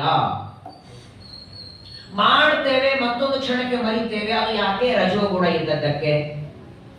ಒಟ್ಟಾರೆ ದೇವರಲ್ಲಿ ಪ್ರವೃತ್ತಿನೇ ಬರಲಿಲ್ಲ ಅಂದ್ರೆ ತಮೋಗುಣ. ಮನುಷ್ಯರಲ್ಲಿ ರಜೋಗುಣ ಹೆಚ್ಚು, ಸತ್ವಗುಣ ಕಡಿಮೆ. ದೈತ್ಯರಲ್ಲಿ ತಮೋಗುಣ ಹೆಚ್ಚು, ಸತ್ವಗುಣ ಇರೋದೇ ಇಲ್ಲ. ರಜೋಗುಣ ಹೆಚ್ಚು, ತಮೋಗುಣ ಹೆಚ್ಚು, ರಜೋಗುಣ ಕಡಿಮೆ. ದೇವತೆಗಳಲ್ಲಿ ಸತ್ವಗುಣ ಹೆಚ್ಚು. ಬ್ರಹ್ಮದೇವರಲ್ಲಿ ಸತ್ವ, ಸತ್ವ, ಮಹಾಸತ್ವ, ಸೂಕ್ಷ್ಮ ಸತ್ವ, ಚತುರ್ಮುಖ. ಸತ್ವಗುಣದಲ್ಲಿಯ ಸತ್ವದಲ್ಲಿಯ ಸತ್ವದಲ್ಲಿಯ ಸತ್ವ ಬ್ರಹ್ಮದೇವರಲ್ಲಿ ಇರುತ್ತೆ. ಹಾಗಾಗಿ ನೋಡಿ, ದೇವತೆಗಳು ಯಾವಾಗಲೇ ದೇವರ ವಿರೋಧ ಮಾಡುವಾಗ ಅಲ್ಲಿ ಕಾರಣ ಏನ್ ಕೊಡ್ತಾರೆ? ಒಂದು ಅಸುರಾವೇಶ ಅಂತಾರೆ, ಅಥವಾ ಜನ್ಮಾಂತರದ ಕರ್ಮದಿಂದ ತಾತ್ಕಾಲಿಕವಾಗಿ ದೇವರ ದ್ರೋಹ ಅಂತಾರೆ. ಯಾಕಂದ್ರೆ ಅವರಿಗೆ ಸ್ವಾಭಾವಿಕವಾಗಿ ದೇವರ ವಿರೋಧ ಮಾಡ್ಲಿಕ್ಕಿಲ್ಲ. ಯಾಕಂದ್ರೆ ಅವರಲ್ಲಿ ಸತ್ವಗುಣ ಅಧಿಕ. ಅಕಸ್ಮಾತ್ತಾಗಿ ದೈತ್ಯರು ದೇವರ ಬಗ್ಗೆ ಏನೋ ಒಳ್ಳೇದು ಮಾತಾಡಿದ್ರೆ ಅವರಲ್ಲ ಅಂತ ಒಳಗಿದ್ದಂತಹ ಸುಜೀವ ಯಾವಾಗಲೂ ಸ್ವಭಾವ ಕೆಲಸ ಮಾಡುತ್ತದೆ. ಸತ್ವಗುಣ, ರಜೋಗುಣ, ತಮೋಗುಣ. ಈ ಮೂರು ಗುಣಗಳಲ್ಲಿ ಎರಡೆರಡು ಭಾಗ ಇದೆ. ಸತ್ವಗುಣದಲ್ಲಿ ಎರಡು ಭಾಗ, ಸ್ಥೂಲ ಸತ್ವಗುಣ, ಸೂಕ್ಷ್ಮ ಸತ್ವಗುಣ. ರಜೋಗುಣದಲ್ಲಿಯೂ ಸ್ಥೂಲ ರಜೋಗುಣ, ಸೂಕ್ಷ್ಮ ರಜೋಗುಣ. ತಮೋಗುಣದಲ್ಲಿ ಸೂಕ್ಷ್ಮ, ಸ್ಥೂಲ ಮೂರು ಭಾಗ ಇದೆ. ಸತ್ವಗುಣದ ಕಾರ್ಯ ಏನು? ಯಥಾರ್ಥ ಜ್ಞಾನವನ್ನ ಕೊಡೋದು. ಯಥಾರ್ಥ ಜ್ಞಾನ ಕೊಡೋದು ಸತ್ವಗುಣದ ಕಾರ್ಯ. ಈಗ ನೋಡಿ, ಇದು ಮೊಬೈಲು ಅಂತ ಜ್ಞಾನ ಬಂತು. ಇದರಿಂದ ಬಂತು ಸತ್ವಗುಣದಲ್ಲಿ ಸ್ಥೂಲ ಭಾಗ ಇದೆಯಲ್ಲ, ಸತ್ವಗುಣದಲ್ಲಿಯ ಸ್ಥೂಲ ಭಾಗದಿಂದ ಪ್ರಪಂಚದ ವಿಷಯಕ ಜ್ಞಾನ ಬರ್ತದೆ. ಇದು ಗಿಡ, ಇದು ಮರ, ಇದು ಪಕ್ಷಿ, ಇದು ಪ್ರಾಣಿ, ಇದು ಅಕ್ಕಿ, ಇದು ಬೆಳೆ, ಯಾವುದೇ ವಸ್ತುವಿನ ಜ್ಞಾನ ಬರೋದು ಸತ್ವಗುಣದಲ್ಲಿಯ ಸ್ಥೂಲ ಭಾಗದಿಂದ. ದೇವರ ಬಗ್ಗೆ ಅನಂತ ಗುಣ ಪರಿಪೂರ್ಣ, ದೇವರು ನಿರ್ದೋಷ, ಸ್ವತಂತ್ರ, ಸರ್ವೋತ್ತಮ, ಜಗಜ್ಜನ್ಮಾದಿ ಕಾರಣ ಅಂತ ಪರಮಾತ್ಮನ ಬಗ್ಗೆ ಜ್ಞಾನ ಸತ್ವಗುಣದಲ್ಲಿಯ ಸೂಕ್ಷ್ಮ ಭಾಗದಿಂದ.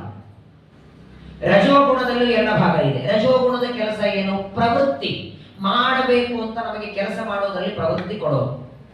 ಅಲ್ಲಿ ಹೋಗ್ಬೇಕು, ಅವ್ರ ಜೊತೆ ಮಾತಾಡಬೇಕು, ಇಲ್ಲಿ ಊಟಕ್ಕೆ ಹೋಗ್ಬೇಕು, ಅಲ್ಲಿ ತಿನ್ಬೇಕು, ಲೌಕಿಕವಾದ ವ್ಯವಹಾರ ಕಾರ್ಯ ಮಾಡುವುದಕ್ಕೆ ಪ್ರವೃತ್ತಿ ಬರುತ್ತಲ್ಲ ರಜೋಗುಣದಲ್ಲಿಯ ಸ್ಥೂಲ ಭಾಗದಿಂದ. ಪೂಜೆ ಮಾಡಬೇಕು, ಪ್ರವಚನಕ್ಕೆ ಹೋಗಬೇಕು, ಪಾಠ ಮಾಡಬೇಕು, ದೇವರಿಗೆ ಅರ್ಚನೆ ಮಾಡಬೇಕು, ನೈವೇದ್ಯ ಮಾಡಬೇಕು, ಹೋಮ ಹವನ ಮನೆಯಲ್ಲಿ ಮಾಡಬೇಕು. ಈ ಪ್ರವೃತ್ತಿ ರಜೋಗುಣದಲ್ಲಿಯ ಸೂಕ್ಷ್ಮ ಭಾಗದಿಂದ ಬರೋದು. ಹಾಗೆ ತಮೋಗುಣದ ಕೆಲಸ ವಿಪರೀತ ಜ್ಞಾನ. ಹಗ್ಗ ಬಿದ್ದಿದೆ ಹಾವು ಅಂತ ತಿಳ್ಕೊಂಡ್ರೆ ಅದು ತಮೋಗುಣದಲ್ಲಿಯ ಸ್ಥೂಲ ಭಾಗದಿಂದ ವಿಪರೀತ ಜ್ಞಾನ ಬರುತ್ತೆ. ದೇವರ ಬಗ್ಗೆ ವಿಪರೀತ ಜ್ಞಾನ ಬರಸಲ್ಲ.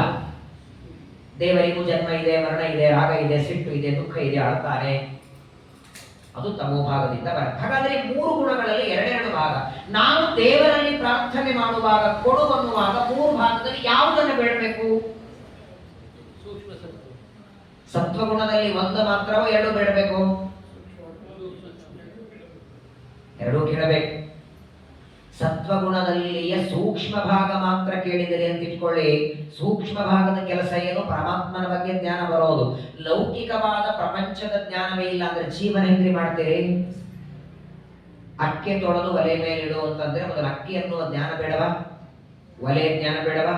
ತೊಳೆಯೋದಂದ್ರೆ ಏನು ಅಂತ ಜ್ಞಾನ ಬೇಡವಾ? ಅದು ಜ್ಞಾನ ಇದ್ರೆ ಇಡ್ತೀರಿ, ಅನ್ನ ಆಗತ್ತೆ, ಊಟ ಮಾಡ್ತೀರಿ. ನಮ್ಮ ಜೀವನ ನಡಿಬೇಕಾದರೆ ಪ್ರಪಂಚದ ಜ್ಞಾನ ಅತ್ಯಂತ ಅಗತ್ಯ. ಯಾವುದು ನಿಷಿದ್ಧ, ಯಾವುದು ಪದಾರ್ಥ, ಯಾವುದಕ್ಕೆ ಏನಂತಾರೆ ಅನ್ನೋದು ಗೊತ್ತಿಲ್ಲ ಅಂತ ವ್ಯವಹಾರ ಹೇಗೆ ಮಾಡ್ತೀರಿ? ಹಾಗಾದ್ರೆ ವ್ಯಾವಹಾರಿಕವಾಗಿ ಪದಾರ್ಥಗಳ ಜ್ಞಾನ ಬರಬೇಕಾದರೆ ಸತ್ವಗುಣದಲ್ಲಿಯೇ ಸ್ಥೂಲ ಭಾಗನೂ ಬೇಕು, ಉದ್ಧಾರ ಆಗೋದಕ್ಕೆ ಸೂಕ್ಷ್ಮ ಬೇಕು. ಇನ್ನು ರಜೋಗುಣದಲ್ಲಿ ಅಲ್ಲೂ 2 ಬೇಕು. ಯಾಕಂದ್ರೆ ರಜೋಗುಣದಿಂದ ಬರೇ ನಮಗೆ ದೇವರ ಆರಾಧನೆ ಮಾಡುವಂತೆ ಅಥವಾ ಪಾಠ ಪ್ರವಚನ ಪೂಜೆ ಮಾಡುವಂತೆ ಪ್ರವೃತ್ತಿ ಆದರೆ ಸಾಗೋದಿಲ್ಲ. ರಜೋಗುಣದಿಂದ ಕಾರ್ಯ ಮಾಡುವ ಪ್ರವೃತ್ತಿನೂ ಬೇಕು. ಇದು ಜೀವನಕ್ಕೆ ಅತ್ಯಂತ ಅಗತ್ಯ. ತಮೋಗುಣದಲ್ಲಿ ಮಾತ್ರ ಸುತಮಶ್ಚ ಜೈಷ್ಯ 2 ಬೇಡ. ಹಾಗಾಗಿ ಅನಾದಿ ಕಾಲದಿಂದ ಸತ್ವಗುಣ, ರಜೋಗುಣ, ತಮೋಗುಣ, ಅವಿದ್ಯ, ಮಹತ್ತತ್ವ, ಅಹಂಕಾರ, ಬುದ್ಧಿ, ಮನಸ್ಸು, ಅದಾದ ಮೇಲೆ ಪಂಚ ಜ್ಞಾನೇಂದ್ರಿಯ, ಕರ್ಮೇಂದ್ರಿಯ, ಪಂಚ ಮಹಾಭೂತಗಳು, ಪಂಚ ತನ್ಮಾತ್ರ, ಯಾವ 24 ತತ್ವಗಳಿಂದ ಈ ಶರೀರ ನಿರ್ಮಾಣವಾಗಿದೆ. ಈ ಶರೀರ ದೇವರಿಗಿಲ್ಲ. ಅದನ್ನ ಸತ್ಯ ಪರಂ ಅನ್ನೋ ಶಬ್ದದಿಂದ ಬ್ರಹ್ಮದೇವ. ಮೊದಲನೇದು ಸತ್ಯವ್ರತ, ಪರಿಪೂರ್ಣವಾದ ಜ್ಞಾನ, ಪರಿಪೂರ್ಣ ಆನಂದವುಳ್ಳವ, ಇಡೀ ಪ್ರಪಂಚದ ಜ್ಞಾನ ಆನಂದಗಳುಳ್ಳವನು ಅಂತ ಸತ್ಯವ್ರತನಾದರೆ ಸತ್ಯ ಪರ. ಸತ್ಯ ಅಂದ್ರೆ ಪಂಚಭೂತಗಳು, ಪಂಚಭೂತಗಳಿಂದ ನಿರ್ಮಾಣ ಮಾಡಿದ ಶರೀರ ನಿನ್ನದಲ್ಲ ಅಂತ ಗರ್ಭದಲ್ಲಿದ್ದ ಪರಮಾತ್ಮನನ್ನ ಬ್ರಹ್ಮದೇವರು ಸ್ತೋತ್ರ ಮಾಡುತ್ತಿದ್ದಾರೆ. ಸತ್ಯ ಪರಂ. 3ನೇದು ತ್ರಿಸತ್ಯಂ. ತ್ರಿ ಅಂದ್ರೆ 3 ವೇದಗಳು: ಋಗ್ವೇದ, ಯಜುರ್ವೇದ, ಸಾಮವೇದ. ಅಥರ್ವಣ ವೇದ ಹೇಳಲಿಲ್ಲ ಅಂದ್ರೆ ಅಥರ್ವಣ ವೇದದಲ್ಲಿ ಬರುವ ಎಲ್ಲಾ ಭಾಗವೂ ಋಗ್ವೇದದ ಒಂದು ಭಾಗವೇ. ಹಾಗಾಗಿ ತ್ರಿಸತ್ಯಂ ಅಂದ್ರೆ ಋಗ್ವೇದ, ಯಜುರ್ವೇದ, ಸಾಮವೇದ ಎಂಬ 3 ವೇದಗಳಿಂದ ಅನಾದಿ ಕಾಲದಿಂದಲೂ ಪ್ರತಿಪಾದ್ಯನಾದವನು. ಬರೀ ಒಂದೊಂದು ಮಾತು ಹೇಳ್ತಾ ಹೋಗ್ತೇನೆ. ಅರ್ಧ ಶ್ಲೋಕ ಗಂಟೆ ಮಾಡೋದ್ರಲ್ಲೇ 1 ಗಂಟೆ ಆಗ್ತಾ ಬಂತು. ಬ್ರಹ್ಮದೇವರ ಸ್ತೋತ್ರ ಇದು. ಸಂಕ್ಷೇಪದಲ್ಲಿ ಹೇಳ್ತೇನೆ. ಸತ್ಯಸ್ಯ ಯೋನಿಂ. ಯೋನಿ ಅಂದ್ರೆ ಕಾರಣ. ಸತ್ಯಸ್ಯ ಅಂದ್ರೆ ನಿರ್ದುಷ್ಟವಾದ, ಅಬಾಧಿತವಾದ ಈ ಪ್ರಪಂಚಕ್ಕೆ ಕಾರಣ. ಇದೆಲ್ಲ ಇಟ್ಕೊಂಡು ಶ್ರೀಮದ್ ಆಚಾರ್ಯರ ಮನುವ್ಯಾಖ್ಯಾನ ಟೀಕಾಕೃತ್ಪಾದರ ಸುಧಾಕೃತ ಸಂಪೂರ್ಣ ಕಣ್ಮುಂದ ಬರುತ್ತೆ. ಒಬ್ಬ ಅಡಿಗೆಯವನು ಅಡಿಗೆ ಮಾಡ್ತಾನೆ. ಬರೀ ಅಡಿಗೆ ಚೆನ್ನಾಗಿದೆ ಅಂತ ಮಾತ್ರ ಅವನಿಗೆ ಆನಂದ ಆಗಲ್ಲ. ಅಡಿಗೆ ಚೆನ್ನಾಗಿದೆ ಅನ್ನುವುದರ ಜೊತೆಗೆ ಆ ಅಡಿಗೆಯನ್ನ ಮಾಡಿದ್ದಕ್ಕೆ ಅವನ ಪರಿಶ್ರಮವನ್ನು ಹೊಗಳಬೇಕು ನೀವು. ನಾವೇನು 11:30 ಬಂದ್ವಿ, ಎಲೆ ಹಾಕೊಂಡು ಊಟ ಮಾಡಿದ್ವಿ. ನಾವು 11:30 ಊಟ ಮಾಡಬೇಕಾದ್ರೆ ಪಾಪ ನೀವು ಎಷ್ಟೊತ್ತಿಗೆ ಬರ್ಬೇಕು ಸಂಘಕ್ಕೆ? ನೀವು ನಮ್ಮ ಜೊತೆ 11:30 ಬಂದ್ರೆ ಆಗತ್ತಾ? ಲೋಟ ಹಿಡ್ಕೊಂಡು ಬರ್ತೀವಿ 11:00 12ಕ್ಕೆ. ಬೆಳಗ್ಗೆ ಬರಬೇಕು, ಒದ್ದೆ ಹೊಡ್ಕೋಬೇಕು. ಪಾಪ ಹೋಗುತ್ತೋ ಇಲ್ಲೋ, ಎಷ್ಟು ಕಷ್ಟಪಡ್ತೀರಿ ಪಾಪ ನಮ್ಮ ಸಲುವಾಗಿ. ನೀವು ದಕ್ಷಿಣೆ ಕೂಡ ಅಷ್ಟು ಹೇಳಿದ್ರು ಸಾಕು. ಅಯ್ಯೋ ನಮ್ಮ ಬಗ್ಗೆ ಇವನಿಗೆ ಎಷ್ಟು ಕಾಳಜಿ ಇದೆ ಅಂತ ಪ್ರೀತಿ ಬಂದು ಬಿಡುತ್ತದೆ. ಹಾಗೆ ಅಬಾಧಿತವಾದ ಈ ಜಗತ್ತನ್ನು ಸೃಷ್ಟಿ ಮಾಡಿದ್ದಕ್ಕೆ, ಆ ಜಗತ್ತನ್ನ ಮಾಡಿದ್ದಕ್ಕಾಗಿ ಒಂದು ಮಾತು ಹೇಳ್ರಿ ದೇವರ ಬಗ್ಗೆ. ನಿನ್ನೆ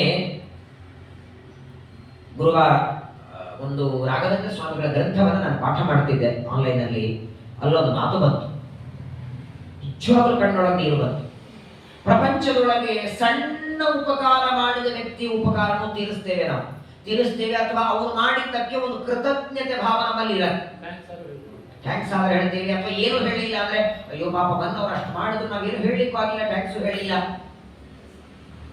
ಆ ವ್ಯಕ್ತಿಗೆ ಟ್ಯಾಕ್ಸ್ ಹೇಳಲಿಕ್ಕಾಗಿಲ್ಲ ಅಂತ ಬರೇ ಟ್ಯಾಕ್ಸ್ ಹೇಳೋದು ಬೇಡ, ಒಂದಿನ ಮನೆ ಕರೆದು ಊಟಕ್ಕಾಗಿ ಟ್ಯಾಕ್ಸ್ ಹೇಳೋಣ ಅಂತ ಒಂದು ದೊಡ್ಡ ಕಾರ್ಯಕ್ರಮ ಇಟ್ಕೊಂಡಿರ್ತಾರೆ. ಅವ್ನು ಮಾಡಿದ್ದೇನು? ಬಹಳ ಅಂದ್ರೆ ಮಧ್ಯರಾತ್ರಿನೋ ಬೇರೆ ಹೇಳಿದಿರ್ತಾರೆ. ಬಹಳ ದೊಡ್ಡ ಏನು ಉಪಕಾರ ಮಾಡಿರಲ್ಲ, ಅತಿ ಸಣ್ಣ ಉಪಕಾರ. ಅದಕ್ಕೂ ನಾವು ಟ್ಯಾಕ್ಸ್ ಹೇಳಲಿಕ್ಕಾಗಿಲ್ಲ ಅಂತ ಮನೆ ಕರೆದು ಅವನಿಗೆ ಕೂಡಿಸಿ ಮಾತಾಡಿಸಿ, ಇದನ್ನ ಗಮನಿಸೋದಾದ್ರೆ ಅನಂತ ಉಪಕಾರ ಮಾಡಿದ ದೇವರಿಗೆ ಒಂದ್ಸಲ ಆದ ಟ್ಯಾಕ್ಸ್ ಹೇಳಿಲ್ಲ. ಹೇಳಬೇಕು ಅಂತ ತಲೆಗೆ ಬಂದಿಲ್ಲ. ಯಾಕೆ ಬಂದಿಲ್ಲ ಅಂದ್ರೆ ಮೊದಲು ಅವರು ಮಾಡಿದ ಉಪಕಾರ ಏನು ಅಂತ ತಲೆಗೆ ಬಂದಿಲ್ಲ.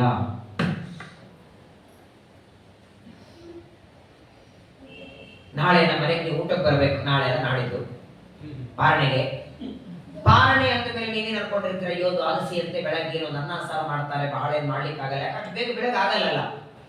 ನೀವು ಅನ್ಕೊಂಡಿರ್ತೀರ ತಲೆಯಲ್ಲಿ ಭಾನುವಾರ ಪಾರಣೆಗೆ ಅವ್ರ ಮನೆಗೆ ಹೋಗ್ಬೇಕು ಅಂತ. ಆ ವ್ಯಕ್ತಿ ನೀವು ಬರ್ತೀರಂತ ವಾಸ್ತವಿಕ 6:30-7 ಗಂಟೆಗೆ ಪಾರಣೆ. ಆ 7 ಗಂಟೆಯೊಳಗೇನೆ ಹೂರ್ಣಕ್ಕಾಗಿ ಹೋಳಿಗೆ ಮಾಡಿ, ಕಡುಬು ಮಾಡಿ, ಗಿರಿಗಂಚಿ ಮಾಡಿ 4 ಗಂಟೆ 4-3 ಗಂಟೆಗೆ ಎದ್ದು 7 ಗಂಟೆ ಒಳಗೆ ಒಂದು 5-6 ಪಲ್ಯ, ಅಪೋಸಂಬರಿ ಚಟ್ನಿ ಅದನ್ನೆಲ್ಲ ಮಾಡಿ ನಿಮಗೆ ಬಡಿಸಿದ್ರೆ ಕಣ್ಣೊಳಗೆ ನೀರು ಬರ್ತಾವೋ ಇಲ್ಲೋ? ಅಲ್ಲದೆ ನಾವು ಆಕ್ಚುಲಿ ಅನ್ಕೊಂಡಿದ್ವಿ ಒಂದು ಅನ್ನ ಸಾರು ಅಷ್ಟು ಮಾಡ್ಲಿಕ್ಕೆ ಆಗುತ್ತೋ ಅಂತ. ಇಷ್ಟು ಮಾಡ್ಬೇಕಾದ್ರೆ ಎಷ್ಟೊತ್ತಿಗೆ ಎದ್ರಿ ನೀವು? ಇಲ್ಲ, ಏನ್ ಮಾಡೋ ಅಪೇಕ್ಷೆ ಇರಲಿಲ್ಲ ನಮ್ಗೆ. ಅಲ್ಲ, ನೀವು ಬರ್ತೀರಲ್ಲ ನಮ್ಮ ಮನೆಗೆ, ಬರ್ತೀರ ಅನ್ನೋ ಖುಷಿ ಇಷ್ಟು ಮಾಡಿದ್ವಿ. ನಾವಿಬ್ಬರೇ ಗಂಡ ಹೆಂಡತಿ ಊಟ ಮಾಡೋದಿದ್ರೆ ಅನ್ನ ಸಾರು ಮಾಡ್ಬೇಕೆ ಅನ್ಕೊಂಡಿದ್ವಿ. ಅವ್ರು ಬರ್ತಾರೆ, ಹೇಗೋ ಹಾಗೆ ಒಂದೆರಡು ಕರ್ಬು ಪೂರಿ ಕರೆದು ಬಿಡು ಅಂತಂದ್ರೆ ನಮ್ಮ ಮನೆಯವರು ಮಾಡದೆ ಅಂತಂದ್ರೆ, ನನಗೋಸ್ಕರ ಪೂರಿ ಮಾಡಿದ್ದಾರೆ, ನಿಮಗೋಸ್ಕರ ಚಟ್ನಿ ಮಾಡಿದ್ದಾರೆ, ನಿಮಗೋಸ್ಕರ ಕಡುಬು ಮಾಡಿದ್ದಾರೆ ಅಂತ ಆನಂದ ಆಗಿಲ್ವಾ? ವಿಚಾರ ಮಾಡಿ. ನಮಗೋಸ್ಕರ ಕಡುಬು ಒಂದು ಚಕ್ಲಿನೋ ಮಾಡಿದ್ದಕ್ಕೊಬ್ಬ ವ್ಯಕ್ತಿಯ ಮೇಲೆ ಅಷ್ಟು ಪ್ರೀತಿ ಬರೋದಾದರೆ, ನಮಗೋಸ್ಕರ ನದಿ, ನಮಗೋಸ್ಕರ ಸಮುದ್ರ, ನಮಗೋಸ್ಕರ ಪರ್ವತ, ನಮಗೋಸ್ಕರ ಪಕ್ಷಿ ಪ್ರಾಣಿ ಹುಳ ಗಂಟೆ, ನಮಗೋಸ್ಕರ ಮಣ್ಣಿನಲ್ಲಿ ಧಾನ್ಯಗಳನ್ನ ಬಿಟ್ಟು ಇಡೀ ಜಗತ್ತೇ ನಮಗೋಸ್ಕರ ದೇವರು ಮಾಡಿದ್ದಾರೆ. ಎಷ್ಟು ಪ್ರೀತಿ ಅವರ ಮೇಲೆ ಬರಬೇಕು ಹೇಳಿ. ಒಂದೊಂದು ವಸ್ತು ಬಳಸಬೇಕಾದಾಗ ಇದು ನನಗೋಸ್ಕರ ದೇವರು ಮಾಡಿದ ಬರಲಿ ಪ್ರೀತಿ. ವಾಚ್ ನೋಡಿದಾಗೆಲ್ಲ ನನಗೆ ಟೈಮ್ ಗೊತ್ತಾಗಲಿ ಅಂತ ದೇವರು ವಾಚ್ ನಿರ್ಮಾಣ ಮಾಡಿದ ಒಂದು ನಮಸ್ಕಾರ ಹಾಕಿ. ನಾನು ಕಟ್ಟದಲ್ಲಿ ಬೀಳಬಾರದು ಅಂತ ಲೈಟ್ ಕೊಟ್ಟ ಅಂತ ಒಂದು ನಮಸ್ಕಾರ ಹಾಕಿ. ನಮಗಾಗಿ ಒಂದು ಸಣ್ಣ ಕೆಲಸ ಮಾಡಿದ ವ್ಯಕ್ತಿ ಅನ್ನೋಷ್ಟು ತುಂಬಾ ಹೊಗಳಬೇಕಾದ್ರೆ ಅನಿವಾರ್ಯ. ಪ್ರವಚನ ಮುಗಿದ್ಮೇಲೆ ಅಲ್ಲಿ ಹೋಗಿ ಆಟ ಹಿಡಿಬೇಕು. ಆವೇನ್ ನೋಡಿ, ಇಷ್ಟು ಮಳೆ ಬರ್ತಿದೆ, ಛತ್ರಿ ತಂದಿಲ್ಲ. ಯಾಕಂದ್ರೆ ಬರ್ಬೇಕಾದ್ರೆ ಮಳೆ ಇರಲಿಲ್ಲ, ಹಾಗೆ ಛತ್ರಿ ತರೋದು ನೆನಪಿರಲಿಲ್ಲ. ಪ್ರವಚನ ಮುಗಿದ್ಮೇಲೆ ಅಲ್ಲಿ ಹೋಗ್ಬೇಕು. ನೀವು ಅಲ್ಲಿ ಹೋಗೋದು ಬೇಡ, ಆಟೋದವರು ಪಾಪ ಇನ್ನೊಂದು ಪ್ರವಚನ ಕೇಳ್ತಿದ್ದಾರೆ, ಇಲ್ಲಿ ಬರೋಣ ಅವರೇ ಇಲ್ಲಿ ಬಾಗಿಲಿಗೆ ಬಂದಿದ್ರೆ ಪ್ರೀತಿ ಬರೋದು. ದಕ್ಷಿಣೆ ಕೊಡಬೇಕು ಅವರಿಗೆ, ಫ್ರೀಯಲ್ಲಿ ಕರ್ಕೊಂಡು ಹೋಗಲ್ಲ. ಆದ್ರೂ ಅವ್ರ ಮೇಲೆ ಪ್ರೀತಿ ಬರುತ್ತೋ ಇಲ್ಲ ನಿಮಗೆ? ಆ ಆಟೋದವನನ್ನ ನೀವೇನ್ ಕರೆದಿಲ್ಲ, ಅವನಾಗವನು ನಿಮ್ಮ ಪರಿಸ್ಥಿತಿ ಅರ್ಥ ಮಾಡ್ಕೊಂಡು ಪಾಪ ಇವರನ್ನ ಮನೆಗೆ ಬಿಡಬೇಕು, ಇವರ ಹತ್ರ ಛತ್ರಿ ಇಲ್ಲ, ಅಲ್ಲಿ ಇವ್ರು ಹತ್ತೋ ಬಂದು ನಾವೇ ಆಟೋ ಅಲ್ಲಿವರೆಗೆ ತಗೊಂಡು ಹೋಗೋಣ ಅಂತ ಇಲ್ಲಿವರೆಗೆ ಆಟೋ ತಂದದ್ದಕ್ಕೆ ಆ ಆಟೋವನ ಮೇಲೆ ಪ್ರೀತಿ ಬರುತ್ತೆ. ಅಕಸ್ಮಾತ್ ಆಗಿ ಆ ಮೀಟರ್ದಲ್ಲಿ ಒಂದು 50 ಆದ್ರೆ 80 ಕೊಟ್ಟು ಹೋಗಿರ್ತೇವೆ. ಇಷ್ಟೇ ಪ್ರೀತಿ ದೇವರಲ್ಲಿ ಬರೋದು ಯಾವಾಗ? ಸಣ್ಣ ಉಪಕಾರ. ಆಟೋದವನ್ನೇ ಇಟ್ಕೊಳ್ಳಿ, ಆಟೋದವ್ರು ಇಲ್ಲೇ ಬಂದು ನಿಮ್ಮನ್ನ ಪಿಕಪ್ ಮಾಡಿದ್ದಕ್ಕೆ ಅವನ ಮೇಲೆ ಪ್ರೀತಿ ಬಂತು. ಆ ಆಟೋದವನಿಗೆ ಇಲ್ಲಿ ಬರೋ ಹಾಗೆ ಬುದ್ಧಿ ಕೊಟ್ಟದ್ದು ಯಾರು? ಆ ನೆನಪಾಯ್ತಾ? ಧಿಯೋಯೋನ ಪ್ರಚೋದಯ. ದೇವರು ಅವನ ಬುದ್ಧಿಯಲ್ಲಿ ಪ್ರಚೋದನೆ ಮಾಡಿ, ನನ್ನ ಭಕ್ತ ಈ ಪ್ರವಚನ ಕೂತಿದ್ದಾನೆ, ಛತ್ರಿ ತಂದಿಲ್ಲ, ಇವನು ಇಲ್ಲಿಂದ ಅಲ್ಲಿವರೆಗೆ ಆಟ ಹೋಗೋದ್ರಲ್ಲಿ ಮಳೆಯಲ್ಲಿ ನೆಂದು ಬಿಡುತ್ತಾನೆ, ನಾನು ಹೋಗುವಂತ ಅವನ ಬುದ್ಧಿಯಲ್ಲಿ ನಿಂತು ಪ್ರಚೋದನೆ ಮಾಡದ ದೇವರು ಅಂತ ದೇವರ ನೆನಪಾಗಲ್ಲ. ಆಟೋದವನು ಇಲ್ಲಿವರೆಗೆ ಬಂದ, ನಾನು ಮನೆಗೆ ಸೇಫ್ ಆಗಿ ಹೋದೆ. ಟೀಕಾಕೃತ್ಪಾದರು ಶ್ರೀಮನ್ಯಾಯ ಸುಧಾದಲ್ಲಿ ಹೇಳ್ತಾರೆ ನೋಡಿ, ನಿರವಧಿಕ ಅನಂತ ಅನವದ್ಯ ಕಲ್ಯಾಣ ಗುಣಗಣತ್ವ ಜ್ಞಾನ ಪೂರ್ವಕ ಸ್ವಾತ್ಮ ಆತ್ಮೀಯ ಸಮಸ್ತ ವಸ್ತುಭ್ಯ ಅನೇಕ ಗುಣಾಧಿಕ ಅಂತರಾಯ ಸಹಸ್ರೇಣಾಪಿ ಅಪ್ರತಿಬದ್ಧ ನಿರಂತರ ಪ್ರೇಮ ಪ್ರವಾಹ ಭಕ್ತಿ. ಭಕ್ತಿಯ ಕೊಟೇಶನ್ ಕೊಡ್ತಾರೆ. ಏನ್ ದೇವರಲ್ಲಿ ಭಕ್ತಿ ಮಾಡಿ ಅಂದ್ರೆ, ಭಕ್ತಿ ಅಂದ್ರೆ ಇನ್ನೇನಲ್ಲ, ಎಲ್ಲ ವಸ್ತುಗಳಲ್ಲಿ ಪ್ರೀತಿ ಮಾಡ್ತೇವೆ. ಊಟ ಮಾಡೋ ತಟ್ಟೆ ಮೇಲೆ, ಹೊತ್ಕೊಳ್ಳೋ ಹಾಸಿಗೆ ಮೇಲೆ. ಯಾರೋ ಮನೆಗೆ ಬಂದ್ರೆ ಅಯ್ಯೋ ಇದು ನಾನು ಹೊತ್ಕೊಳ್ಳೋದು ಅವ್ರಿಗೆ ಕೊಡಬೇಡ ಅಂತಾರೆ. ತಾನು ಊಟ ಮಾಡುವ ತಟ್ಟೆ, ತಾನು ಹೊತ್ಕೊಳ್ಳೋ ಹಾಸಿಗೆ ಇನ್ನೊಬ್ರಿಗೆ ಕೊಡಲ್ಲ. ಅಷ್ಟೇ ಯಾಕೆ? ಕಾಲಲ್ಲಿ ಹಾಕೋ ಚಪ್ಪಲಿ ಮೇಲೆ ಪ್ರೀತಿ ಅನ್ನೋದಕ್ಕೆ ಒಳಗೆ ಬಿಟ್ಟಿರ್ತದ್ದು. ಒಂದು ಹೀಗೆ ಒಂದು ಆ ಕಡೆಗೆ. ಯಾವ ವಸ್ತು ಮೇಲೆ ಪ್ರೀತಿ ಇಲ್ಲ ಹೇಳಿ? ಆದರೆ ಆ ಪ್ರೀತಿಯಲ್ಲಿ ತಾರತಮ್ಯ ಇಲ್ವಾ? ಚಪ್ಪಲಿ ಮೇಲೆ ಮಾಡುವಷ್ಟು ಪ್ರೀತಿ ಉಡೋ ಬಟ್ಟೆ ಮೇಲೆ ಮಾಡ್ತೀವಾ ಅಥವಾ ಉಡೋ ಬಟ್ಟೆ ಮೇಲೆ ಮಾಡುವ ಪ್ರೀತಿ? ಮನೆಯಲ್ಲಿರುವ ಹೆಂಡತಿ ಮೇಲೆ ಪ್ರೀತಿ ಬೇರೆ, ಮಕ್ಕಳ ಮೇಲೆ ಪ್ರೀತಿ ಬೇರೆ, ತಂದೆ ತಾಯಿಗಳ ಮೇಲೆ. ಒಂದು ಪಂಚಲೋಹದ ಗಂಟೆ ಇದೆ, ಇನ್ನೊಂದು ಬೆಳ್ಳಿ ಗಂಟೆ ಇದೆ. ಎರಡು ಗಂಟೆಗಳ ಪ್ರೀತಿ ಒಂದೇ ಇರತ್ತ ನಿಮಗೆ? ಎರಡು ಬಾರ್ ಶಬ್ದನೇ ಮಾಡೋದು, ಶಬ್ದ ಮಾಡ್ತಾರೆ ಅಂತ ಹೇಳಿ ಎರಡು ಗಂಟೆಗಳು ಒಂದೇ ರೀತಿ ಪ್ರೀತಿ ಇರತ್ತ? ಅಕಸ್ಮಾತ್ ಆಗಿ ಇದು ಕಾಂಸ್ಯ ಘಂಟ, ಕಂಚಿನ ಗಂಟೆ ಕಳೆದ್ರೆ ಎಷ್ಟು ದುಃಖ ಆಗುತ್ತೆ. ಇದನ್ನೇನ್ ಕಡಿಮೆ ಇಲ್ಲ, 1000 ಮರೆ ಇರುತ್ತೆ, ಆದ್ರೂ ಅಷ್ಟು ದುಃಖ ಆಗುತ್ತೆ. ಬೆಳ್ಳಿದ ಗಂಟೆ ಕಳೆದ್ರೆ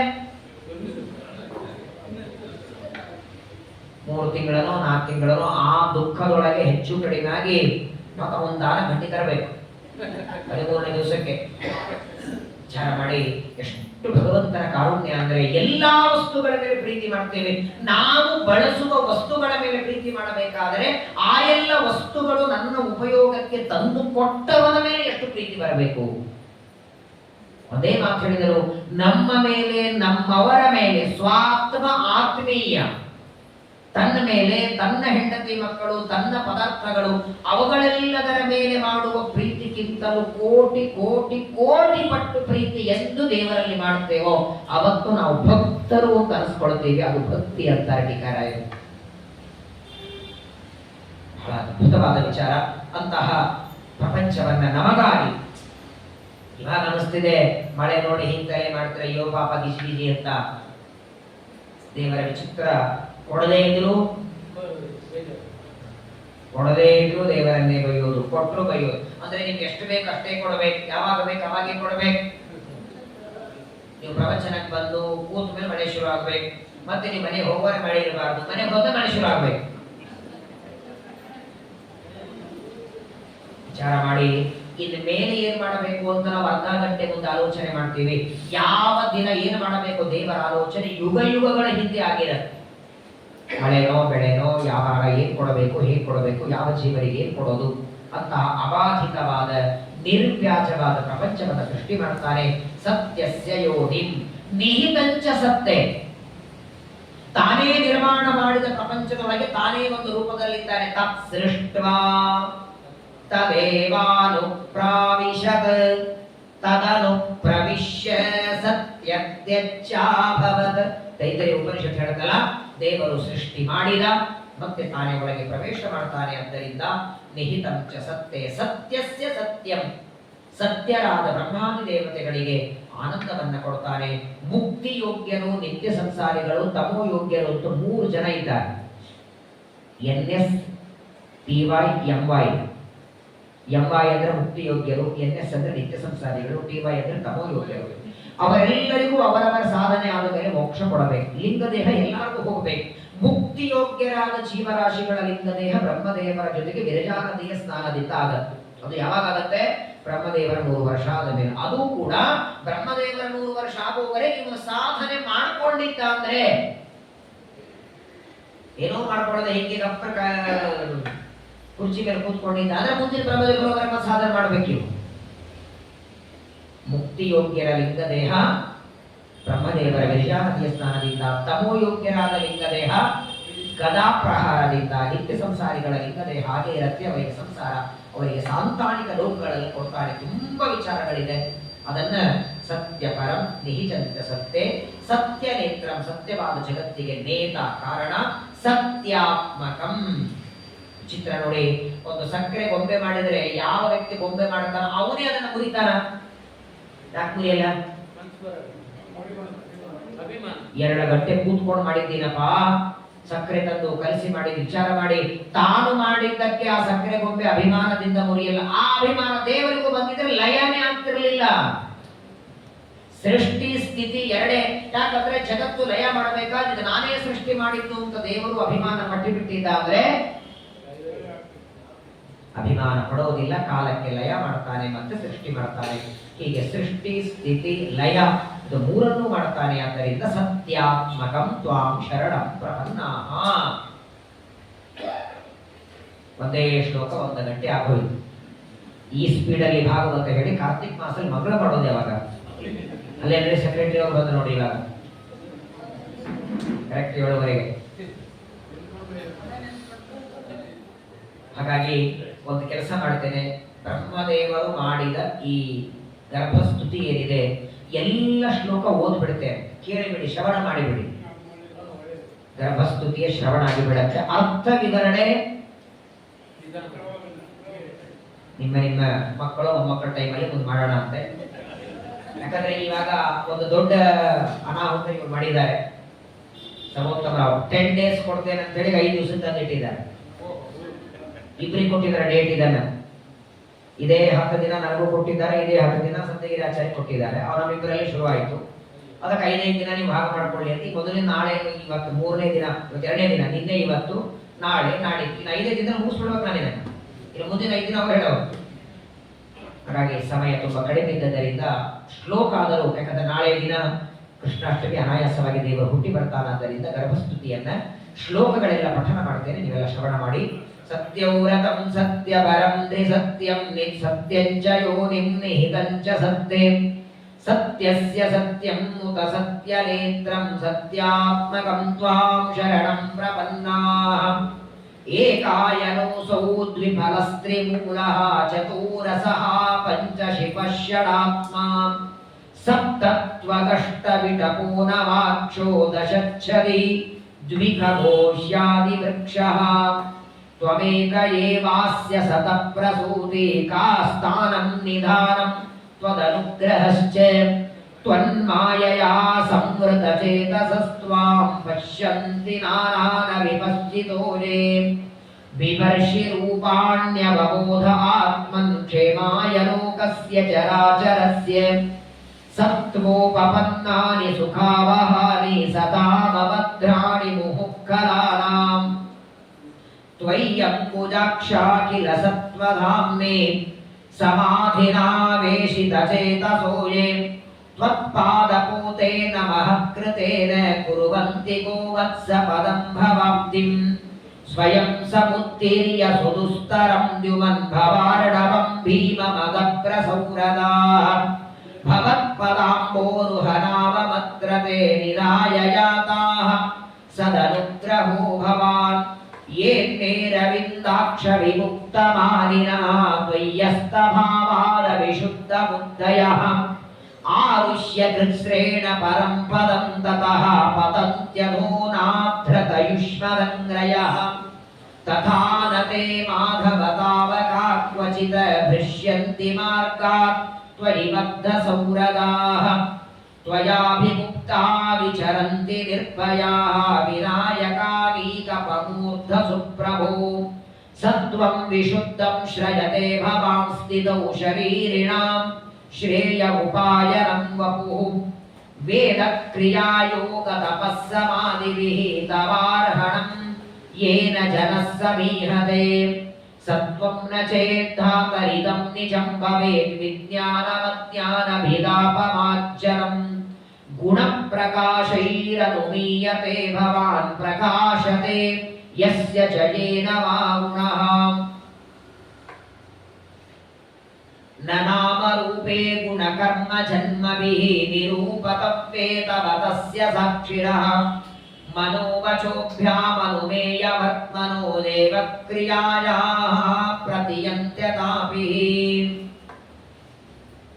शृण्वन् गृणन् संस्मरयंश्च चिन्तयन् नामानि रूपाणि च मङ्गलानि ते क्रियासु यत्त्वच्चरणारविन्दयो आविष्टचित्तो न भवाय कल्पते दिष्ट्या हरेस्या भवतः पदो भुवो भारोपनीतस्तव जन्मनेजितुः दिष्ट्याङ्कितां त्वत्पदकैः सुशोभनैः धृक्ष्यामगां द्यां च तवानुकम्पया न ते भवस्तेष भवस्य कारणं विना विनोदं बत तर्कयामहे भवो निरोधः स्थितिरप्यविद्यया कृतायुतस्त्वय्य भवाश्रयात्मनि मत्स्याश्च कच्छपनसिंह वराह हंस राजन्य विप्रविमुदेषु कृतावतारः त्वं पासिनस्त्रिभुवनं च तदाधुने च वारं भुवो हरयदुत्तमवन्दनं ते दिष्ट्याम्बते कुक्षिगतः सुतः पुमान् अंशेन साक्षात् भगवान् भवायनः मा भूद्भयं भोजपतेर्मुमूर्षोः गोप्ता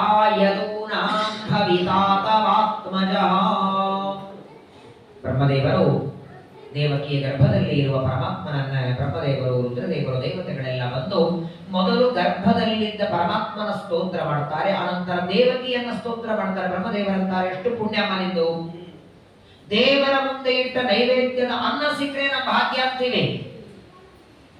ಯಾವ ಪರಮಾತ್ಮ ಕಣ್ಣಿನಿಂದ ನೋಡ್ತಾನೆ ಅದು ನೈವೇದ್ಯ, ಅದನ್ನು ಊಟ ಮಾಡಿದರೆ ಕೋಟಿ ಯಜ್ಞಗಳ ಮಾಡಿದ ಪುಣ್ಯ ಬರ್ತದೆ. ಅಂತಹ ಪರಮಾತ್ಮನೇ ನಿನ್ನ ಗರ್ಭದಲ್ಲಿ ಬಂದಿದ್ದಾನೆ. ಇಡೀ ಬ್ರಹ್ಮಾಂಡವನ್ನ ತನ್ನ ಉದರದಲ್ಲಿ ಹಾಕೊಳ್ಳುವ ಪರಮಾತ್ಮನನ್ನ ನೀನು ಗರ್ಭದಲ್ಲಿ ಇಟ್ಕೊಂಡಿದ್ದೀಯಲ್ಲ, ನಿನ್ನ ಮಹಿಮೆ ಅಗಾಧವಾದದ್ದು. ಅವಶ್ಯವಾಗಿ ನಿನಗೆ ಒಳ್ಳೆಯದಾಗಲಿ. ಯಾಕಂದ್ರೆ ಬ್ರಹ್ಮದೇವರಿಗಿಂತಲೂ ಯೋಗ್ಯತೆಯಲ್ಲಿ ಸಣ್ಣವರು ಅದಿತಿ ದೇವಿ. ಅವಳ ಸ್ತೋತ್ರ ಅಲ್ಲ, ಗರ್ಭದಲ್ಲಿದ್ದ ದೇವರ ಸ್ತೋತ್ರ ಮಾಡಿ ಅದಿತಿ ದೇವಿಗೆ ಆಶೀರ್ವಾದ ಮಾಡಿ ಪರಮಾತ್ಮನಿಗೆ ಪ್ರಾರ್ಥನೆ ಮಾಡ್ತಾರೆ. ನೀನು ಅವತಾರ ಮಾಡಿ ಭೂಭಾರ ಹರಣ ಮಾಡು, ನಿನ್ನ ನಂಬಿದ ಸಜ್ಜನರ ರಕ್ಷಣೆ ಮಾಡು, ದುಷ್ಟರು, ನೀಚರು, ಪಾಪಿಗಳು, ಧರ್ಮದ್ರೋಹಿಗಳನ್ನ ಸಂಹಾರ ಮಾಡಿ ಧರ್ಮದ ರಕ್ಷಣೆ. ಯದಾ ಯದಾ ಹಿ ಧರ್ಮಸ್ಯ, ಕೃಷ್ಣ ಗೀತೆಯಲ್ಲಿ ಹೇಳಬೇಕು, ಆ ಧರ್ಮದ ಉಳಿವಿಗಾಗಿ, ಧರ್ಮದ ರಕ್ಷಣೆಗೆ ನೀನು ಅವತಾರ ಮಾಡಿ ಭೂಮಿಗೆ ಬಾ ಅಂತ ಬ್ರಹ್ಮಾದಿ ದೇವತೆಗಳು ಗರ್ಭದಲ್ಲಿರುವ ಪರಮಾತ್ಮನನ್ನ ಸ್ತೋತ್ರ ಮಾಡಿ ಪ್ರದಕ್ಷಿಣೆ ಹಾಕಿ ಮತ್ತೆ ತಮ್ಮ ತಮ್ಮ ಲೋಕಕ್ಕೆ ದೇವತೆಗಳೆಲ್ಲ ಹೋಗಿದ್ದಾರೆ. ದೇವತೆಗಳೆಲ್ಲ ಹೋಗೋ ಹೊತ್ತಿಗೆ 10 ತಿಂಗಳ ಮುಗಿದು ಶ್ರಾವಣ ಮಾಸ ಕೃಷ್ಣ ಪಕ್ಷ ಅಷ್ಟಮಿ ತಿಥಿ ಬಂದಿದೆ. ಪರಮಾತ್ಮ ಅವತಾರ ಮಾಡಬೇಕು. ಅಂತಹ ಭಗವಂತನ ಸಂವತ್ಸರ ಜ್ಞಾನ ಸತ್ರದಲ್ಲಿ ಭಾಗವತದಲ್ಲಿಯೂ ಕೃಷ್ಣಾವತಾರ ನಾಳೆ, ಹಬ್ಬಗಳ ಆಚರಣೆಯಲ್ಲಿಯೂ ಕೃಷ್ಣಾವತಾರ ನಾಳೆ ಕೃಷ್ಣಾಷ್ಟಮಿ. ಹಾಗಾಗಿ ನಾಳೆಯ ದಿನ ಪವಿತ್ರ ಪುಣ್ಯ ಪರ್ವಕಾಲ. ಶ್ರೀಕೃಷ್ಣ ಪರಮಾತ್ಮನ ಅವತಾರದ ಕಥೆಯನ್ನ ಅನಾಯಾಸ, ಅಕಸ್ಮಾತ್ ಇದು ಮೊದಲೇ ಮುಗಿದೋದು ನಾಳೆ ಅದನ್ನೇ ಹೇಳಬೇಕಾಗಿದೆ. ಕೃಷ್ಣ ಜನ್ಮಾಷ್ಟಮಿ ಆದ್ದರಿಂದ ಕೃಷ್ಣನ ಅವತಾರ ಅನಾಯಾಸವಾಗಿಯೇ ಭಾಗವತದಲ್ಲಿ ಬಂದದ್ದರಿಂದ ಶ್ರೀಕೃಷ್ಣ ಪರಮಾತ್ಮನ ಅವತಾರ ಹೇಗಾಯಿತು, ದೇವರು ದೇವಕಿಯ ಗರ್ಭದಿಂದ ಹೇಗೆ ಮಗುವಾಗಿ ಬಂದನೋ, ದೊಡ್ಡವನಾಗಿ ಬಂದನೋ, ಅವನ ಅವತಾರ ಮಾಡುವಾಗ ಭೂಮಿಯ ಪರಿಸ್ಥಿತಿ ಹೇಗಿತ್ತು, ದೇವತೆಗಳೆಲ್ಲ ಏನ್ ಮಾಡ್ತಿದ್ರು, ಅದ್ಭುತವಾದ ವರ್ಣನೆಯನ್ನ ಶುಕಾಚಾರ್ಯ ಮಾಡ್ತಾರೆ. ನಾಳೆ ದಿವಸ ಅದನ್ನು ಶ್ರವಣ ಮಾಡೋಣ. ನಾಳಿಗೆ ಪ್ರಾತಃ ಕಾಲದಲ್ಲಿ ಪ್ರತಿನಿತ್ಯದಂತೆ ಸ್ನಾನ ಸಂಧ್ಯಾ ವಂದನೆ ಮಾಡಿ ದೇವರ ನಿರ್ಮಾಲ್ಯ ಮಾಡಿ, ದೇವರಿಗೆ ಲಕ್ಷ್ಮೀ ದೇವಿ, ಬ್ರಹ್ಮದೇವರು, ಪ್ರಾಣದೇವರು ಎಲ್ಲ ದೇವತೆಗಳಿಗೆ ನಿರ್ಮಾಲ್ಯ ಮಾಡಿ ನಿರ್ಮಾಲ್ಯ ತೀರ್ಥವನ್ನ ಕೊಟ್ಟು ದೇವರೆಲ್ಲ ಒರೆಸಿಟ್ಟು ಮೈಲಿಯಾಗಿ ರಾತ್ರಿ 11 ಗಂಟೆಗೆ ಮತ್ತೆ ಸ್ನಾನ ಮಾಡಿ, ಸ್ನಾನ ಮಾಡಿಬಿಟ್ಟು ಮಣ್ಣಿನಿಂದ ಕೃಷ್ಣ, ಬಲರಾಮ, ವಸುದೇವ, ದೇವಕಿ, ನಂದ, ಯಶೋಧ ಇಷ್ಟು ಜನರನ್ನಂತೂ ಮಾಡಲೇಬೇಕು. ಗೊಂಬೆಗಳು ಒಂದು ತೊಟ್ಲ ಮಾಡಿ ಮಣ್ಣಿನಿಂದಲೇ ಮಾಡಬೇಕದನ್ನ. ಆಮೇಲೆ ಸ್ನಾನ ಮಾಡಿ ಸಾಯಂಕಾಲದ ಸಂಧ್ಯಾ ವಂದನೆಯನ್ನು ಸಾಯಂಕಾಲ ಮುಗಿಸಿರಬೇಕು. ರಾತ್ರಿ ಸ್ನಾನ ಮಾಡಿ ಗೋಪಿಚಂದ್ರ ಮುದ್ರಾ ಧಾರಣ ಮಾಡಿ ಸಂಕಲ್ಪ ಮಾಡಿ ಕೃಷ್ಣಾಷ್ಟಮಿ ನಿಮಿತ್ತತ್ವೇನ ಬಾಲಕೃಷ್ಣಸ್ಯ ಧಾನ ಆವಹನಾದಿ ಷೋಡಶೋಪಚಾರ ಪೂಜಾ ಕರಿಷ್ಯೆ ಎಂದು ಸಂಕಲ್ಪ ಮಾಡಿ ಅದಕ್ಕೆ ಮಂತ್ರ ಇದೆ. ಆ ಮಂತ್ರದಿಂದ ಬಲರಾಮನನ್ನ, ಕೃಷ್ಣಾನಂದ, ಯಶೋಧೆಯರನ್ನ ಆವಾಹನೆ ಮಾಡಿ, ಆವಾಹನ, ಆಸನ, ಅನಂತರ ಅರ್ಘ್ಯ, ಪಾದ್ಯ, ಆಚಮನ, ಮಧುಪರ್ಕ ಇದನ್ನ ತುಳಸಿಯಿಂದ ಬರೀ ನೀರು ಹಾಕೋದು. ಪಂಚಾಮೃತಾಭಿಷೇಕ ಆ ಮಣ್ಣಿನ ಕೃಷ್ಣನಿಗೆ ಮಾಡೋದಲ್ಲ, ಡೋಗಾರ ಕೃಷ್ಣನ ಪ್ರತಿಮೆ ಇದ್ರೆ ಪಂಚಾಮೃತ ಅಭಿಷೇಕ ಮಾಡಿ, ಅಭಿಷೇಕ ಆದ ಮೇಲೆ ಶುದ್ಧಾಭಿಷೇಕ ಇಬ್ಬರಿಗೆ ಸೇರೆ ಅಂದ್ರೆ ಶಾಲಿಗ್ರಾಮದ ಪೂಜೆನೂ ಜೊತೆಗೆ ಕೃಷ್ಣನ ಪೂಜೆ ಎರಡೂ ಒತ್ತಟ್ಟಿಗೆ ಮಾಡಬೇಕು. ಶಾಲಿಗ್ರಾಮಕ್ಕೆ ಅಭಿಷೇಕ, ಆ ಅಭಿಷೇಕವನ್ನೇ ತುಳಸಿಯಿಂದ ಪ್ರೋಕ್ಷಣೆ, ಅನಂತರ ವಸ್ತ್ರ, ಆ ಗೋಪಾಲಕೃಷ್ಣನಿಗೆ ಗಂಧ, ಅಕ್ಷತೆ, ಜನಿವಾರ, ಯಜ್ಞೋಪವೀತ, ಅನಂತರದಲ್ಲಿ ಇಬ್ಬರಿಗೂ ಹೂವ, ತುಳಸಿ, ಅನಂತರದಲ್ಲಿ ಪರಮಾತ್ಮನಿಗೆ ಧೂಪಾರತಿ, ನೈವೇದ್ಯವನ್ನ ಮುಸ್ರಿ ಅಲ್ಲದೆ ಇದ್ದದ್ದನ್ನ ಗೋಪಾಲಕೃಷ್ಣನಿಗೆ ನೈವೇದ್ಯ ಮಾಡಿ ಮಂಗಳಾರತಿ ಮಾಡಿ, ಬ್ರಹ್ಮಾದಿ ಲಕ್ಷ್ಮೀ ಬ್ರಹ್ಮಾದಿ ದೇವತೆಗಳಿಗೆಲ್ಲ ತೀರ್ಥ ಕೊಟ್ಟು, ಗಂಧಾಕ್ಷತೆ ಕೊಟ್ಟು, ಅವರಿಗೆಲ್ಲ ತುಳಸಿ ದೇವ ನಿರ್ಮಾಲ್ಯ ಕೊಟ್ಟು ಅವರಿಗೊಬ್ಬ ಮಂಗಳಾರತಿ ಮಾಡಿ, ಅವರಿಗೆ ನೈವೇದ್ಯ ಇಲ್ಲ. ನೈವೇದ್ಯ ಮಾಡದೆ ದೇವರಿಗೆ ನೈವೇದ್ಯ ಮಾಡಿದ ಪದಾರ್ಥಗಳೆಲ್ಲ ಹಾಗೆ ಮುಚ್ಚಿಟ್ಟು ಕೃಷ್ಣನಿಗೆ ಅರ್ಘ್ಯವನ್ನ ಕೊಡಬೇಕು.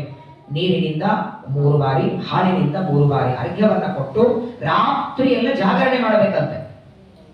ಮಾರನೇ ದಿನ ಬೆಳಗ್ಗೆ ಮತ್ತೆ ಎದ್ದು ಸ್ನಾನ, ಯಥಾ ಪ್ರಕಾರ ದೇವರ ಪೂಜಾ, ನೈವೇದ್ಯ ಮಾಡುವಾಗ ನಾಡಿದ್ದು ಪಾರಣೆಗೆ ಅಡಿಗೆ ಎಲ್ಲ ನೈವೇದ್ಯ ಆದ ಮೇಲೆ ಲಕ್ಷ್ಮೀದೇವಿಗೆ ನೈವೇದ್ಯ ಮಾಡುವಾಗ ಹಿಂದಿನ ದಿನ ಕೃಷ್ಣನಿಗೆ ನೈವೇದ್ಯ ಮಾಡಿರ್ತಾರಲ್ಲ ಅದನ್ನೆಲ್ಲ ರಮಾ ಬ್ರಹ್ಮಾದಿಗಳಿಗೆ ನೈವೇದ್ಯ ಮಾಡಿ ಅನಂತರದಲ್ಲಿ ಪಾರಣೆಯನ್ನು ಮಾಡಬೇಕು. ಹಾಗಾಗಿ ನಾಳೆಗೆ ನಿರ್ಮಾಲ್ಯ ಮಾಡಬೇಕು, ಎಷ್ಟೊತ್ತಿಗೆ ಪೂಜೆ ಮಾಡಬೇಕು, ಹೇಗೆ ಪೂಜೆ ಮಾಡಬೇಕು, ಎಲ್ಲಿ ನಿಲ್ಲಿಸಬೇಕು ಅನ್ನೋ ಗೊಂದಲ ಮಾಡ್ಕೋಬೇಡಿ. ಇದು ಏಕಾದಶಿ ತರಹ ಅಲ್ಲ, ಉಪವಾಸ ಏಕಾದಶಿಗಿಂತ ದೊಡ್ಡದು. ಆದರೆ ಕೃಷ್ಣನಿಗೆ ಆರೋಗ್ಯ ಕೊಟ್ಟ ಮೇಲೆ ಗಂಗಾರ ಅಕ್ಷತೆ ಹಚ್ಚಿಕೊಂಡು ತೀರ್ಥ ತಗೊಂಡು ಅವಶ್ಯವಾಗಿ ತೀರ್ಥ ತಗೊಂಡು ಮಲಗಬೇಕು. ಅಸಾಧ್ಯವಾದರೆ ಬಹಳ ತೊಂದರೆ ಇದ್ದವರು ಹಾಲು ತಗೋಬಹುದು. ಯಾಕಂದ್ರೆ ಬ್ರಹ್ಮಾದಿ ದೇವತೆ ಲಕ್ಷ್ಮೀ ಬ್ರಹ್ಮಾದಿಗಳಿಗೆ ನೈವೇದ್ಯ ಮಾಡಿರಲ್ಲ ಅನ್ನೋದಕ್ಕಾಗಿ ನಾವ್ಯಾರು ತಿನ್ನೋ ಹಾಗಿಲ್ಲ. ನಾಳೆ ದೇವರಿಗೆ ನೈವೇದ್ಯ ಉಂಟು, ನಾವ್ಯಾರು ಆಹಾರ ತಗೊಳ್ಳೋ ಹಾಗಿಲ್ಲ. ನಾಡಿದ್ದು ದೇವರ ಅನುಗ್ರಹದಿಂದ ಈ ವರ್ಷ ಪಾರಣೆ ಬೆಳಗ್ಗೆ ಇದ್ದದ್ದರಿಂದ ದೇವರಿಗೆ ಮತ್ತೆ ಯಥಾ ಪ್ರಕಾರವಾಗಿ ಪೂಜಾದಿಗಳನ್ನು ಮಾಡಿ ಸಮರ್ಪಣೆ ಮಾಡಬೇಕು. ಅಂತಹ ಜಗನ್ನಿಯಾಮಕನಾದ ಜಗದೋದ್ಧಾರನಾದ ಅನಂತ ಗುಣಪೂರ್ಣನಾದ ಪರಮಾತ್ಮ ವೈಕುಂಠ ಲೋಕ ಬಿಟ್ಟು ನಮ್ಮಂತಹ ಅಲ್ಪಮತಿಗಳಾದ ಮಾನವರ ಉದ್ಧಾರಕ್ಕೆ ಈ ಭೂಮಿಗೆ ಬರ್ತಿದ್ದಾನೆ. ಅವರ ಬರುವ ಸ್ವಾಗತ ಸಂಭ್ರಮ. 4-5 ವರ್ಷ ಅವನು ಸೀಟಿ ಮೇಲೆ ಕೂತ ರಾಜ ಮಂತ್ರಿ ಬರ್ತಾರಂದ್ರೆ ಎಷ್ಟು ಪಟಾಕೆ ಹೊಡಿತಾರೆ. ರಾಜಾಧಿರಾಜ, 14 ಲೋಕದ ರಾಜ. ಇವನು ಹೋಗಿ ಇನ್ನೊಬ್ಬ ರಾಜ ಬರಲ್ಲ, ಎಲ್ಲಾ ಕಡೆಗೆ ರಾಜ ರಿಟೈರ್ ಆಗ್ತಾರೆ. ರಿಟೈರ್ ಆಗದಿರುವ ರಾಜ ಇವ. ಅಂತಹ ಸರ್ವಜ್ಞನಾದ ಪರಮಾತ್ಮ ಭೂಮಿಗೆ ಬರುವ ದಿನ ನಾಳೆ ಅತ್ಯಂತ ಸಂಭ್ರಮದಿಂದ ನಾವೆಲ್ಲರೂ ಶ್ರೀಕೃಷ್ಣ ಪರಮಾತ್ಮನ ಜನ್ಮಾಷ್ಟಮಿ ಆಚರಣೆಯನ್ನು ಮಾಡೋಣ. ರಾತ್ರಿ ಪೂಜೆ ಮಾಡಿ ಸಾಯಂಕಾಲ 6:30 ಇಂದ 7:30 ಪ್ರವಚನದಲ್ಲಿ ಶ್ರೀಕೃಷ್ಣ ಪರಮಾತ್ಮನ ಅವತಾರದ ಕಥೆಯನ್ನು ಶ್ರವಣ ಮಾಡಿ ಶ್ರೀಕೃಷ್ಣ ಪರಮಾತ್ಮನ ಅನುಗ್ರಹವನ್ನು ಎಲ್ಲರೂ ಪಡೆಯೋಣ. ಶ್ರೀಕೃಷ್ಣ